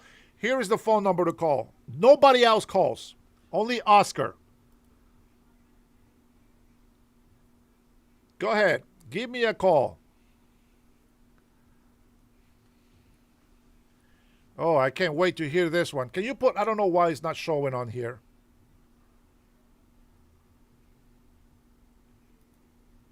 I don't know why it's not showing on here, but somebody put my phone number on there. Oh, I can't wait for this guy to call me. Let's go ahead. Let's dance. Let's dance. There you go. Call me, Oscar. Enlighten me with your wisdom. Oh, I can't wait for this one. Let's dance. Here we go. Make my day today. Let's go. It's okay. He got erased, but he can still call. There's the phone number right there.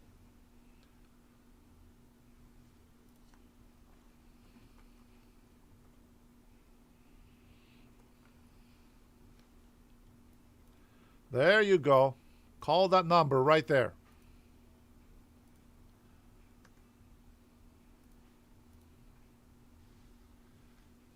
Let's dance, baby. But first of all, let me go ahead and give you thanks to all of my members. Now, if you have become a member since yesterday, you're not on this list, but everybody else, I thank you so much.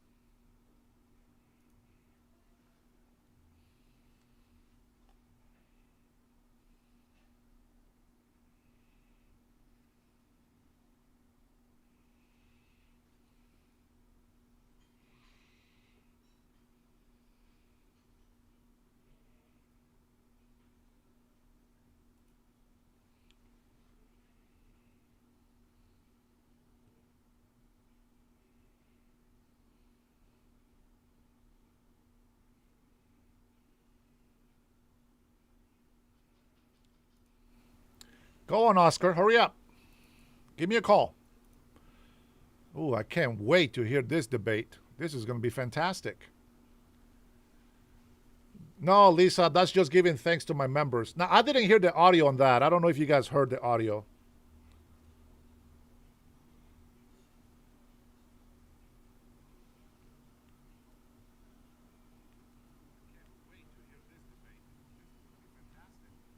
Come on, Oscar. Oscarito. Oscarito. Call me. Just call me. Call me, papi. Call me. Make my day.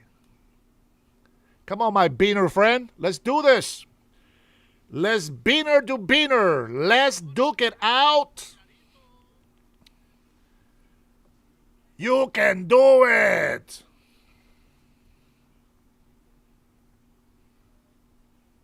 Where did Oscar go? Come on, man. You can call. It doesn't matter if you're blocked. You can still call. Just call me. Well, let's go. Here you go, man. Everybody's calling you out. This better be Oscar. I don't want nobody else to call. This Oscar? Yeah, Dennis. All right, well, then come on, biatch. You want to talk shit on my chat? Let's go. Dance. What do you want to debate me on? Do you want to make the claim or do you want me to make the claim? No, you're the one challenging me. I want to hear your argument. What do you want to challenge me on? Traders? Thanks for allowing me to chat with you, man. I would like to see. We could talk about the claim is Republicans have been our worst for minorities when it comes to voting and voting rights, especially as of late because of what's occurred.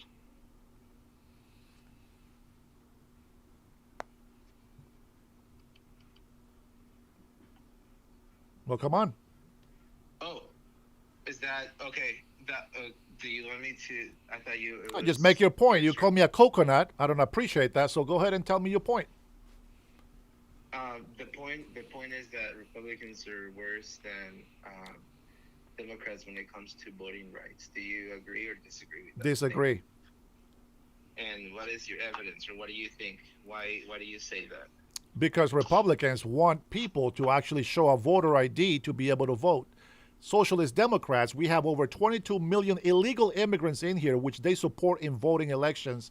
You know how I know? Because we have an illegal mayor over there in the East Coast, and we have illegal immigrants who have voted here in our elections in Washington State. What you got? Who's the illegal mayor that you're talking about? I don't know, some lady from a Caribbean country, I think. I think it's in Michigan. But if you don't know about that, bro, come on. You want to debate me? You should have this information with you. Right.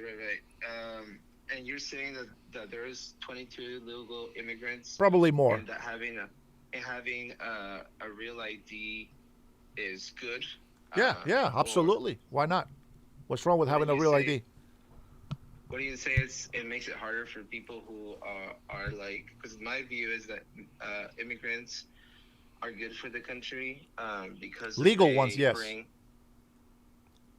They bring like a lot of good to the economy. That's a lie. And so having like a real ID kind of like messes up that process. That is correct, and that is the point. To be able to have a working life and also one thing that is missed from the conversation, but I don't know if you would agree and disagree, is with the U.S. Foreign policy, kind of like destabilizing Latin America, South America, Central America, with bringing down, socialist movements that were doing really good for the people there. No socialist movement has been good for us in Central America. Not one. Oh, like for us, for the United States, or? No, for the people in Central America. I am from Central America. Oh, I see. So, you're from Guatemala? Honduras. Man, you know my flag right here behind me? Right. Okay. Honduras. Yeah. So that's you feel like the socialist countries have been bad, right? Correct. I guess we could talk about that a little bit more, but and you could agree or disagree with my point, but my point was that putting in like the United States putting in dictators in these countries and not letting people kind of have their own agencies has destabilized some of these countries, and it has created like the immigration you could say issue that we have in the United States, because we've sold them on this propaganda idea of the American dream, and so because no one really likes to or wants to leave their homes. If we think about it, it's like people that are immigrants are sacrificing a lot of stuff, to leave their homes. Like I wouldn't want to leave California just to go to Canada, if it's a quote unquote better life, unless I'm truly like starving or being persecuted or something. So, but anyway, so I guess my statement there, or the question is, do you agree or disagree that it's that kind of our foreign policy has created our immigration issues? Well, first of all, it seems like you're willingly allowing this corrupted government to convince you that that is the right way to do things. But what's the difference between a socialist communist government against an actual conservative country, that a government that actually cares about their country? The president that got put in jail here in the United States of America is a conservative president that waged war against the cartels.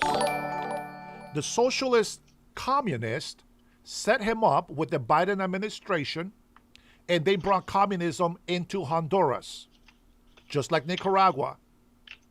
The people didn't become better. They didn't become wealthier. They became poorer.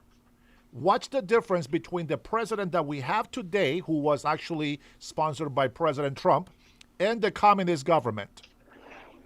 The communist government was depending on hundreds of thousands of illegal immigrants from Honduras, because we're getting billions of dollars in the economy from illegal immigrants. And the president, Xiomara, the communist president, I call her, told the United States president, President Trump, to get all of the American troops out of Honduras territory because we're trying to deport all the illegal immigrants from the United States. Now, watch the difference between a president who is a conservative, who cares about their country. He says, I agree with President Trump. Every illegal immigrant that we have over there that shouldn't be there should come immediately right back to Honduras. Now, that's a president for the people. And he also says, I want to work out some sort of deal with some of the people that are actually there illegally. That is how you have to run as a conservative government. Communist socialists always fail. Now, I want you to really understand that what you're supporting is what's destroying this country.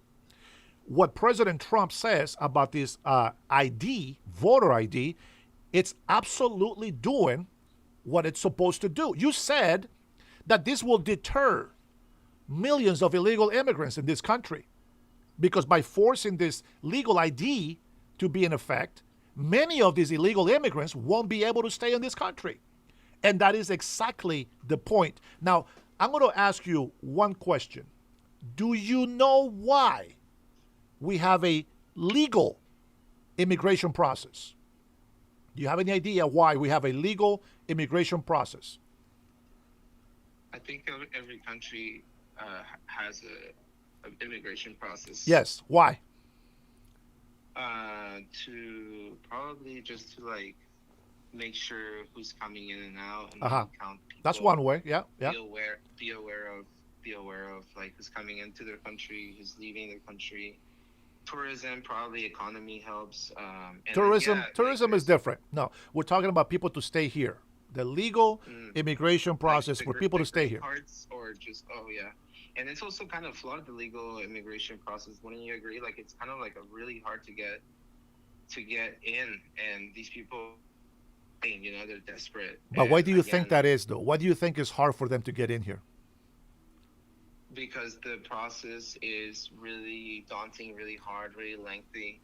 No, the word you're looking for is called vetting. The vetting process.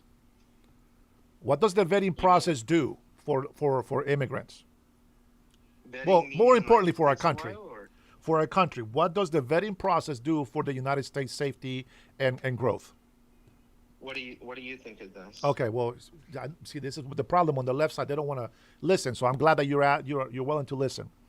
So the vetting process, okay. So anything that has to do with legal immigration, we can allow millions of tourists to come in here, right? Because they bring money. They want to have fun. They want to enjoy the United States. Those people have no rights in the United States of America. They are here, privileged to visit, and that's it. With that being said, we can only allow a certain amount of growth in our country. Otherwise, we become China. So we can only allow a certain amount of growth in our country. So it's very important that the people that we let in this country are fully vetted. What does it take to have somebody vetted? Here we go. In this country, you have to understand, we don't need migrants to come and take jobs. We don't need that. What we need is people that are going to come over here, import, and do something great for our country. Breaking the law is not one of them. That tells me that I cannot trust the people that are coming across. With that being said, we are allow over 1 million people to be residents and citizens every year. In order for somebody to be vetted or allowed to come to this country, they got to be financially stable, which is the reason why you say that they come here illegally, because they're not. Meaning, if they cannot find work, they're going to be a burden to the country and every other American citizen that pays for taxes. Dennis? Hold on. Number two, okay. they gotta pass a health background. They gotta be healthy to come here. We have a breakout in Texas, from the measles, I believe. That's thanks to illegal immigrants. We have cartels thanks to illegal immigrants. We have an outpour of drugs with methamphetamine, fentanyl, and all these drugs. That's thanks to illegal immigrants. We have people that have been scamming the system thanks to illegal immigrants. We have enough problems in our country with the population that we have. For example, affordability. We have a problem with housing. Do you think that having hundreds of thousands of illegal immigrants coming into a state or a city is going to help the housing problem? No, it's not. It's going to make it worse. So we do not have a legal immigration process to allow anybody that wants to take advantage of the United States of America to come in here. Instead, we want people who follow the law, who are vetted, who are healthy, who are financially stable, who are not going to be homeless, who are not going to be dependent on the government. And that's why we have a legal immigration system. We cannot sustain an open border program. Number one, we wouldn't be a country with an open border, just like the Socialist Democrat administration did in the last term. We need to make sure that we protect the national security in this country. And that benefits every single migrant who is following the law. Those who have been refugees, who have become asylees here in the United States from the 1990s, DACA document holders, TPS holders, if they pass a criminal background and we don't have all this massive illegal immigration, all of these cases will be put forth a lot faster. And we need to get rid of Socialist Democrat judges that are pushing illegal immigrants to stay in this country because they take advantage of them. This is the new slavery system that they have. Now, for you to work a full-time job, to be a capitalist, it does not mean that you live in a plantation. Just like these libtards always here come and say, oh, you want to work hard. You think sacrificing your time to make money, that's living on the plantation. Well, I think that you have to earn a living. And there you go. If you didn't know, now you know. Thanks, Dennis, for those points. So you made a lot of points there that you were talking about, and you can correct me if I'm wrong, if I'm like misinterpreting your words, but you're talking about how they bring diseases essentially, or not yes. diseases, but yes. we gotta. Oh, you did say that. Okay, yeah. so yeah. I mean, you didn't literally say that, but you said that we're vetting in the vetting process. We're making sure that they're healthy. Correct? Yeah. Yeah. It's not perfect, but it should be. Yeah. That they're coming in here legally, and you're also explaining like your fears or the American people's fears. Not fears, security. Or the security and the safety, because I was going to say fear, but because of the cartels. But I guess not fears, but more like worries. Is that accurate? It's just common sense. That's what you need to do to secure your country. So the vetting process, you like and you agree with it. I just like to talk about how, historically, how, and just making a few points that you can rebuttal, how this nation is built on immigrants. That's settlers, like not immigrants, settlers. That's what's it called? That's an overgraphing. We can say settlers. Yeah. Dennis, do you know the difference? But you have to know the difference first. Do you know if you migrate to this country, right, to settle in? Okay, there is a certain perspective of that. I think it is? Go ahead. And then you can go ahead. And you can correct me if you agree or disagree. Yeah. So I think a settler, for example, or at least the way it's taught in U.S. history in this country, is that the settlers came in, right? They were from England. And we call those pilgrims, and then we call the settlers, right? Yeah. And then we had Native Americans. We wouldn't say that they're settlers per se because they were natives. That's what we call Native Americans, natives to the land. And then what I call immigrants, in my opinion, and the way I see it, is when we had the Irish immigrants, for example, they were coming from Ireland. Migrating their home, coming to, I guess you could say, to settle as Irish immigrants. Yeah. To settle as Italian immigrants. We had Italian people also coming in that were at one point in time, also themselves immigrants or settlers, you can say. Yeah, everybody has been at some point. And we've had, so I can go on, the Japanese, the Chinese, and we even have in sociology like first wave of migration, second wave migration, third wave migration. We study these patterns, and the third wave, it contains Latin America, which is the one that we're having now. And when we study a little bit of history, we see that these scapegoating towards diseases, when you're talking about healthy, they used to spray with Cyclone B Latino people, Hondureños, Mexicanos. And Cyclone B is kind of like it's a bad chemical, you know. I mean, the Nazis used it in Germany. I mean, we're not saying that the Nazis were necessarily inspired by the U.S., but we're saying this stuff doesn't happen in a vacuum. So my point is that like scapegoating to making these people like saying unhealthy, it's been happening for a while. When we had the quote unquote Chinese virus, what Trump called the Chinese virus, if you look back in documents from the 1920s when there was an outbreak as well of a disease, we also blamed immigrants. So I feel like this country has a history of doing that. Well, it's true, but it's true. Yeah, and I don't feel like it's beneficial, you know. And then some points to kind of counter what you've been saying. I was thinking immigrants, or not illegal ones, start businesses at higher rates than people who are here. So I think that's like, for example, a good point towards having them being good for the economy. They also, I feel like they fill labor gaps, you know, like especially in agriculture and construction. And as far as, I think you made an issue about the housing ones, I feel like the immigrants are the ones that build the houses, but they're not usually the ones in them. You know, and most immigrants that are here are legal. They have visas, they have work permits, they have green cards, they have asylum claims. So a lot of them are trying to come in to the legal stuff, and I feel like that's another thing that's being left out of the conversation. But I also want to... There's nothing wrong with legal migration. Legal migration is good. We're not talking about legal migrants. If you're here with a temporary visa to come and visit, and you overstayed your visa, you are an illegal immigrant. Make sure that's acknowledged. Now, are you done, or are you almost finished? I guess my last point, and then you can go, is say I'm an illegal immigrant and I come here and I work hard, right? And I'm paying my taxes to Medicare. I'm paying the tax every time I go to Target, Walmart, and I check out something. It's taxed. Every time I'm getting, you know, my money, my check, and it's taxed. You know.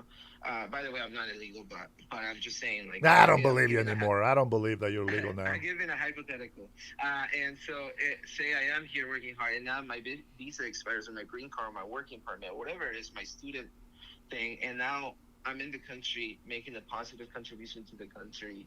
I am not a criminal. I was wondering, what do you think about that? Do you think it's also bad and unsafe, and or what is your opinion on that? And then you go ahead and you can, I'm done with it. Yeah. So here, look, listen. Like, if we're going to go back in history and time, let's not forget that 90% of the Native Americans were killed because of the disease. Okay, you can't reverse that. That's the migration of the Europeans coming to this country. Now, they didn't come and kill the people. They died because their immune system was shit. We get that. But these people didn't come over here to try to find some labor to support their family in their land. They were here to actually build a country. This is before we have borders. This is before all these wars were fought. This is not stolen land. It is conquered. I believe that. Mexico was conquered by Spaniards. Everything from the south of Mexico down Honduras, Guatemala, all the way to Panama, that used to be Mexico. And all these Central American countries have been independent because the Mexican government has been a piece of shit for the people. So they have their independence. And then you have California, and then you have Utah, Colorado, Arizona, you have Texas, you have New Mexico. All of those territories used to be Mexico. But because the Mexican government was shit, they left. They abused the people. They were so in debt that they gave us the land so that we, the American country, can take care of that debt. That's how we acquired this land. Let's get that out of the way. Now, watch the difference. While I understand that migrants have come here and done, taping, framing, sheetrock, all this other concrete work, etc., they are not here constructing or building up the country. They are here to make an earning. They're here to get paid. They're not here to come and, build. For example, the Trump family. They have to go through some hardships in order for them to become who they are today in life. And this is throughout history. This is the actual best example that you can have from a settler. From Fred Trump, coming in here, building communities, full for towns, giving migrants money for their labor, whether it be cheap or not, it's irrelevant. This is like a country that's being built. But you have these people that come over here and offer jobs to people. We conquered this land. We are who we are today. You know what the best thing about this country is? That everybody that was in this land when we became independent are all American citizens. Whether they be Native Americans, well, they choose not to, but whether they be Native Americans, Hispanics, Asians, blacks, whatever, Irish, whatever it is, there is a lot of people that come here. And if you tell me, if you're over here and you're a badass concrete guy or whatever, okay, and you tell me that you built my house, well, yeah, sure, your labor did. But you wouldn't be able to build my house without a seller. You wouldn't be able to build a house without an architect that has a contract or has the money. You wouldn't be able to sustain your family unless you got paid for your labor. So there's a big difference between having just migrants come over here and build this country. This country literally was not built by migrants. Were they used on the backs of migrants? Sure. But it wasn't the migrants that made this country great. It was the actual people that were willing to invest and be able to make this country what it is today. Now, with that being said, the time that we live in today, I can't go back and give you lessons about history, but the time that we live in today, you cannot tell me that we are wrong, because I will be able to accept an argument if people say, hey, you know what? Yeah, we got too many people. Nobody on the left acknowledges that. Nobody on the left acknowledges that the unaffordability crisis is because of the open border policy. The one thing that they do is blame us. They blame Trump. They blame Trump and everybody who supports him. And that, my friends, is not the way to go about it. If you put Americans last, who are citizens, and you put illegal immigrants first, I'm going to tell you right now, I don't give a damn if illegal immigrants are over here working and paying taxes. They got to go, because the American citizens are the ones that have that privilege, not illegal immigrants. There is not one country in their right mind, except for the stupid ones in Europe, but there's no one country in their right mind that will say, let's put foreigners before our own citizens. And we're not a stupid country. You heard that from Marco Rubio. We want our American citizens to be first. And you know what the greatest thing about that is? That it gives migrants in the future something to look forward to say, you know what? I want to be an American citizen so that I can fight and help protect this country. I have many Latinos that support me. I have many native nations that support me. I got many people of all ethnicities and cultures, and we all believe that we're supposed to be here legally. I've had family members that have come here illegally. I said, don't come here. Stay your ass over there until we can find a way to bring you here. And if you come here and you work, fantastic. You're a criminal. You're committing a felony by working in this country without working authorization. You have a minor felony by breaking the law and coming to this country illegally in the first place. And then you commit another felony by using a fake number, a fake name, or somebody else's information to work. So paying taxes on a fake Social Security, that is a felony, even if you're paying taxes. The point is, you got millions of illegal immigrants here that were not vetted. We don't know what diseases are out here. We got hundreds of thousands of criminals, drug multiplied, high numbers. Thanks to Trump, now it's down 90%. But the fact remains, on affordability, that is not a Trump problem. There's going to be times in our history where we have to defend the best interest of our country. As of right now in Iran, we expect prices to go up. We expect gas to go up. But we can't expect for corrupted government, especially blue cities, socialist Democrats, and illegal immigrants being in here destroying our resources. We just can't have that. Many people that are here illegally are a problem. You think it's a noble cause, and you think that, oh, they're just here to work. You don't know who they are. Maybe you have family members that are good, but you know what? They don't qualify to be here. And that's the key. You have to qualify in order for you to be in this country. Illegal immigrants, they break our laws. Too many of them have given us a bad name as Hispanics, hella DUIs, wife beaters, child abusers, drug dealers. These are the things that we need to make sure that we take care of. And as long as we believe that an open border, it's an okay ideology, we are just meant to fail. We have, listen, and it's not just us. It's not just our Hispanic or Latino people. We got terrorists from the Middle East. You know, a lot of them look Mexican. You know, they come through here and they use the open border stupidity, the socialist Democrats policy, to come to this country, and now we're being inundated by Muslims who actually want to take over. Stay tuned, because I'm going to show you a clip of what I'm talking about. But with that being said, that's why I'm against that. And no, I am not a coconut. If this country acquires all these migrants from all over the country, we all assimilate. Can we have our Latin cuisine? Absolutely. Can we have Italian, French? Absolutely. Can we enjoy our Native Americans' food? Absolutely. But number one, we have to assimilate. And what does assimilate mean? It means that we'll be able to go ahead and grab all of our ethnicity and culture, put it together, but we're not going to make the United States of America, Mexico, Honduras, Guatemala, or the corrupted Middle Eastern countries that we have over there. That's not what this country is about. Final thought. My final thought or yours? Your final thought. Oh, okay. I was gonna talk about some of the things that you've been talking about. You started with Mexican people with soccer, how the United States and the Spanish. How much minutes did I got, Dennis? You don't have minutes. You got seconds to make your final statement. Oh shoot. Yeah, but bro, you're not paying me to do this. If you're paying me, hey, your time, you know what I'm saying? You're paying for time. This is free, so you don't get to have the whole show. This is my show. You got 30 minutes already. Can you believe that? For sure. Okay. For sure. No, go for it. 30 really seconds. Quickly. Okay, so Zachary Taylor started the war with Manifest Destiny. I guess we can look that up later. I feel like the United States, when it's convenient, through the Bracero program we let people in, and they help us. Like the Mexican people helped us in World War II. That's right. But now because of and then we got rid of them with the Mexican repatriation. And we helped them as well.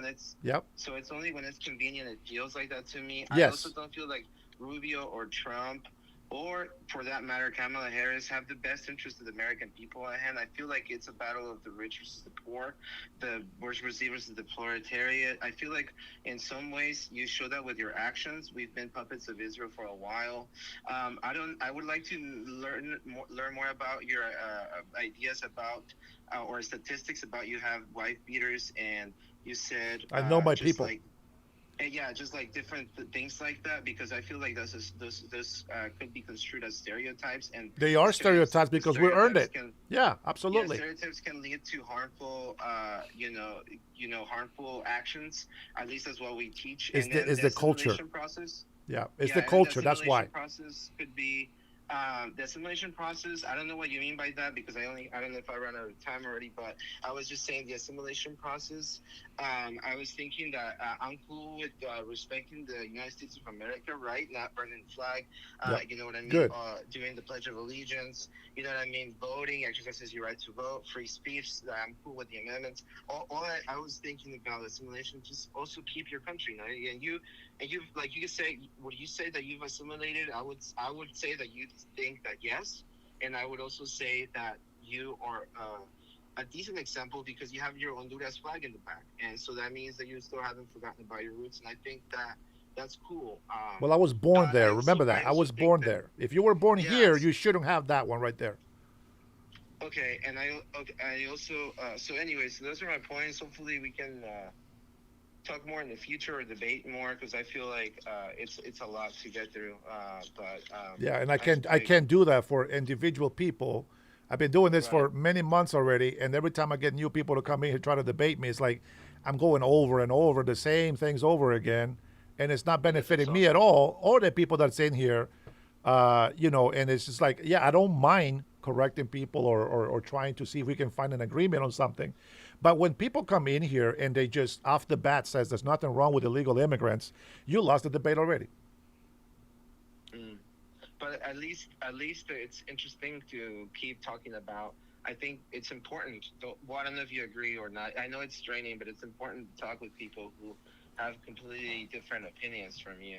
Yeah, that's fine. Then because we're kind of in this mess together, whether we like it or not. Yeah, look. There's only two choices. Okay, there's only two choices, and you can go ahead and give these choices to all the illegal immigrants that you know. If this country was to go to war against the country where they come from, who would they fight with? That's where you need to be.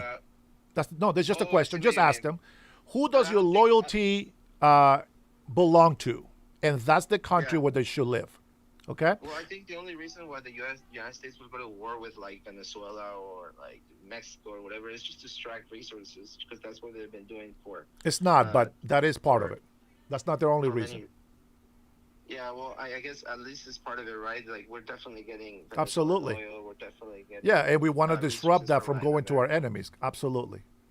Yeah, so I don't think we would attack our own places of extraction unless, like we've seen historically, they start putting communist or socialist things that's another point that I want. But anyways, that I feel that's good. It was good for the people. And it would be interesting to talk about, like you made points about Honduras, and maybe we could talk about Guatemala. It'd be interesting to talk about those things, because I feel like the chosen leaders that the people were choosing were good for them. But I know that you don't think so, and so anyways, that would be for your audience too, just to get educated on Latin American foreign policy. I think that would be interesting. Well, my final thought for you is this: you have to choose a country. This country does not belong to foreigners. All the migrants that come here that have gotten papers, that are residents, that are citizens, fantastic. We are a nation of migrants. Yeah, this nation was not built by migrants, but it used migrants to build. And we have to assimilate. And we cannot just push out a whole culture of group of people in the life that we live today. You have to make a choice. Either you stand with the rightful people, the American citizens, that are in this country, or with illegals. It's that simple. And the problem is that if you don't care about Americans having the resources for their people, you are not helping. And if you encourage illegal immigration, any of our enemies can take advantage of that. If you were not here yet when I played this video clip on my X account, one of the councilwomen that was speaking against our government actually says on her comment, I wasn't even born in this country. So she doesn't give a crap about the United States of America. That's really what she said. And then you have an example, Ilhan Omar, right? So this is why we need to vet people. You know, we made a mistake bringing hundreds of thousands of Somali pirates into this country. And if you want to call out stereotypes, I am going to stereotype. Because our Hispanic culture is known for wife beaters, for drunks. Let's be honest, Mexico promotes tequila like water is needed in the desert. So that stereotype fits. Black people love fried chicken, so do I. This is just a final thought. There's no more debate. Oh, okay. Yeah, and so we want to make sure that everybody that is here loves to be here and is legal. If some people get papers, fantastic.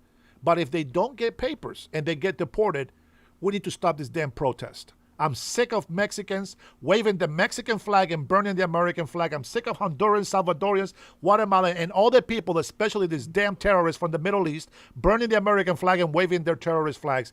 I stand against that.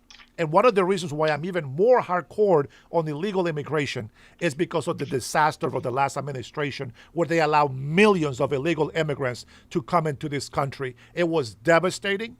And it makes us look like racist dumbasses trying to fix that problem that we created.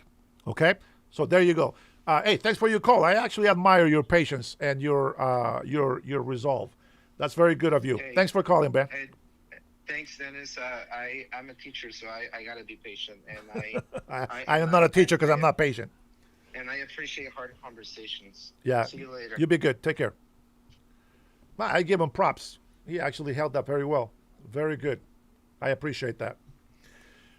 But again, you know, this is one of the problems that we have in our educational system specifically, because we are using our nature of of helping people, right? Of the Good Samaritan, of helping people. You know, as a teacher, I understand why he is so conflicted on denouncing illegal immigration. Yeah, Faftay, I'll be right there. And, you know, I understand the emotional compromise, but, you know, for Oscar to call in, the reason why I was pissed off on him is he called me a coconut, and that's racist. That is a racist call, okay? Now, as a teacher saying that, at least he didn't go off on me, because I would have gone off on him even worse. But I really appreciate that he was very composed and very patient about it. But the fact is this. He is, like many other people, and Americans and Latinos, he is emotionally compromised. Because as a teacher, he knows many illegal immigrant students that are in this country. And a lot of, you know, it's probably the parents bring them in. But, you know, there's also Americans that were born here from illegal parents. And those are the people that are causing today's problems. Okay? Let me go ahead and do this. I'm going to go ahead and split this live. I have so many things that I want to cover with you. But let's be honest. It's Mother's Day. Let's go ahead and call this out for the next one. I think that it's okay to have conversations, maybe some debate, but America first. You got to put America first. And once you do that, then we can have a conversation. But I will always refuse to put down the United States of America. Yeah, Hammer, I already know that you're not an American. I can tell. But everybody else who is American, your opinion matters. This teacher, Oscar, don't call me a coconut again, because I will go off on you. But try to teach your children, the kids that you teach, some civics. Teach them to love the United States of America. America first. We are not doing what Israel says, but we agree with a lot of the things that Israel has. If it wasn't for Israel, our country would be a lot worse today. So I am thankful for our friends, our allies. Guys, happy Mother's Day to all you women out there, all you great grandmas, mothers, aunties, etc. You all be blessed. God bless you. God bless your family. God bless the USA. I'll see you on the next one. We'll continue this talk.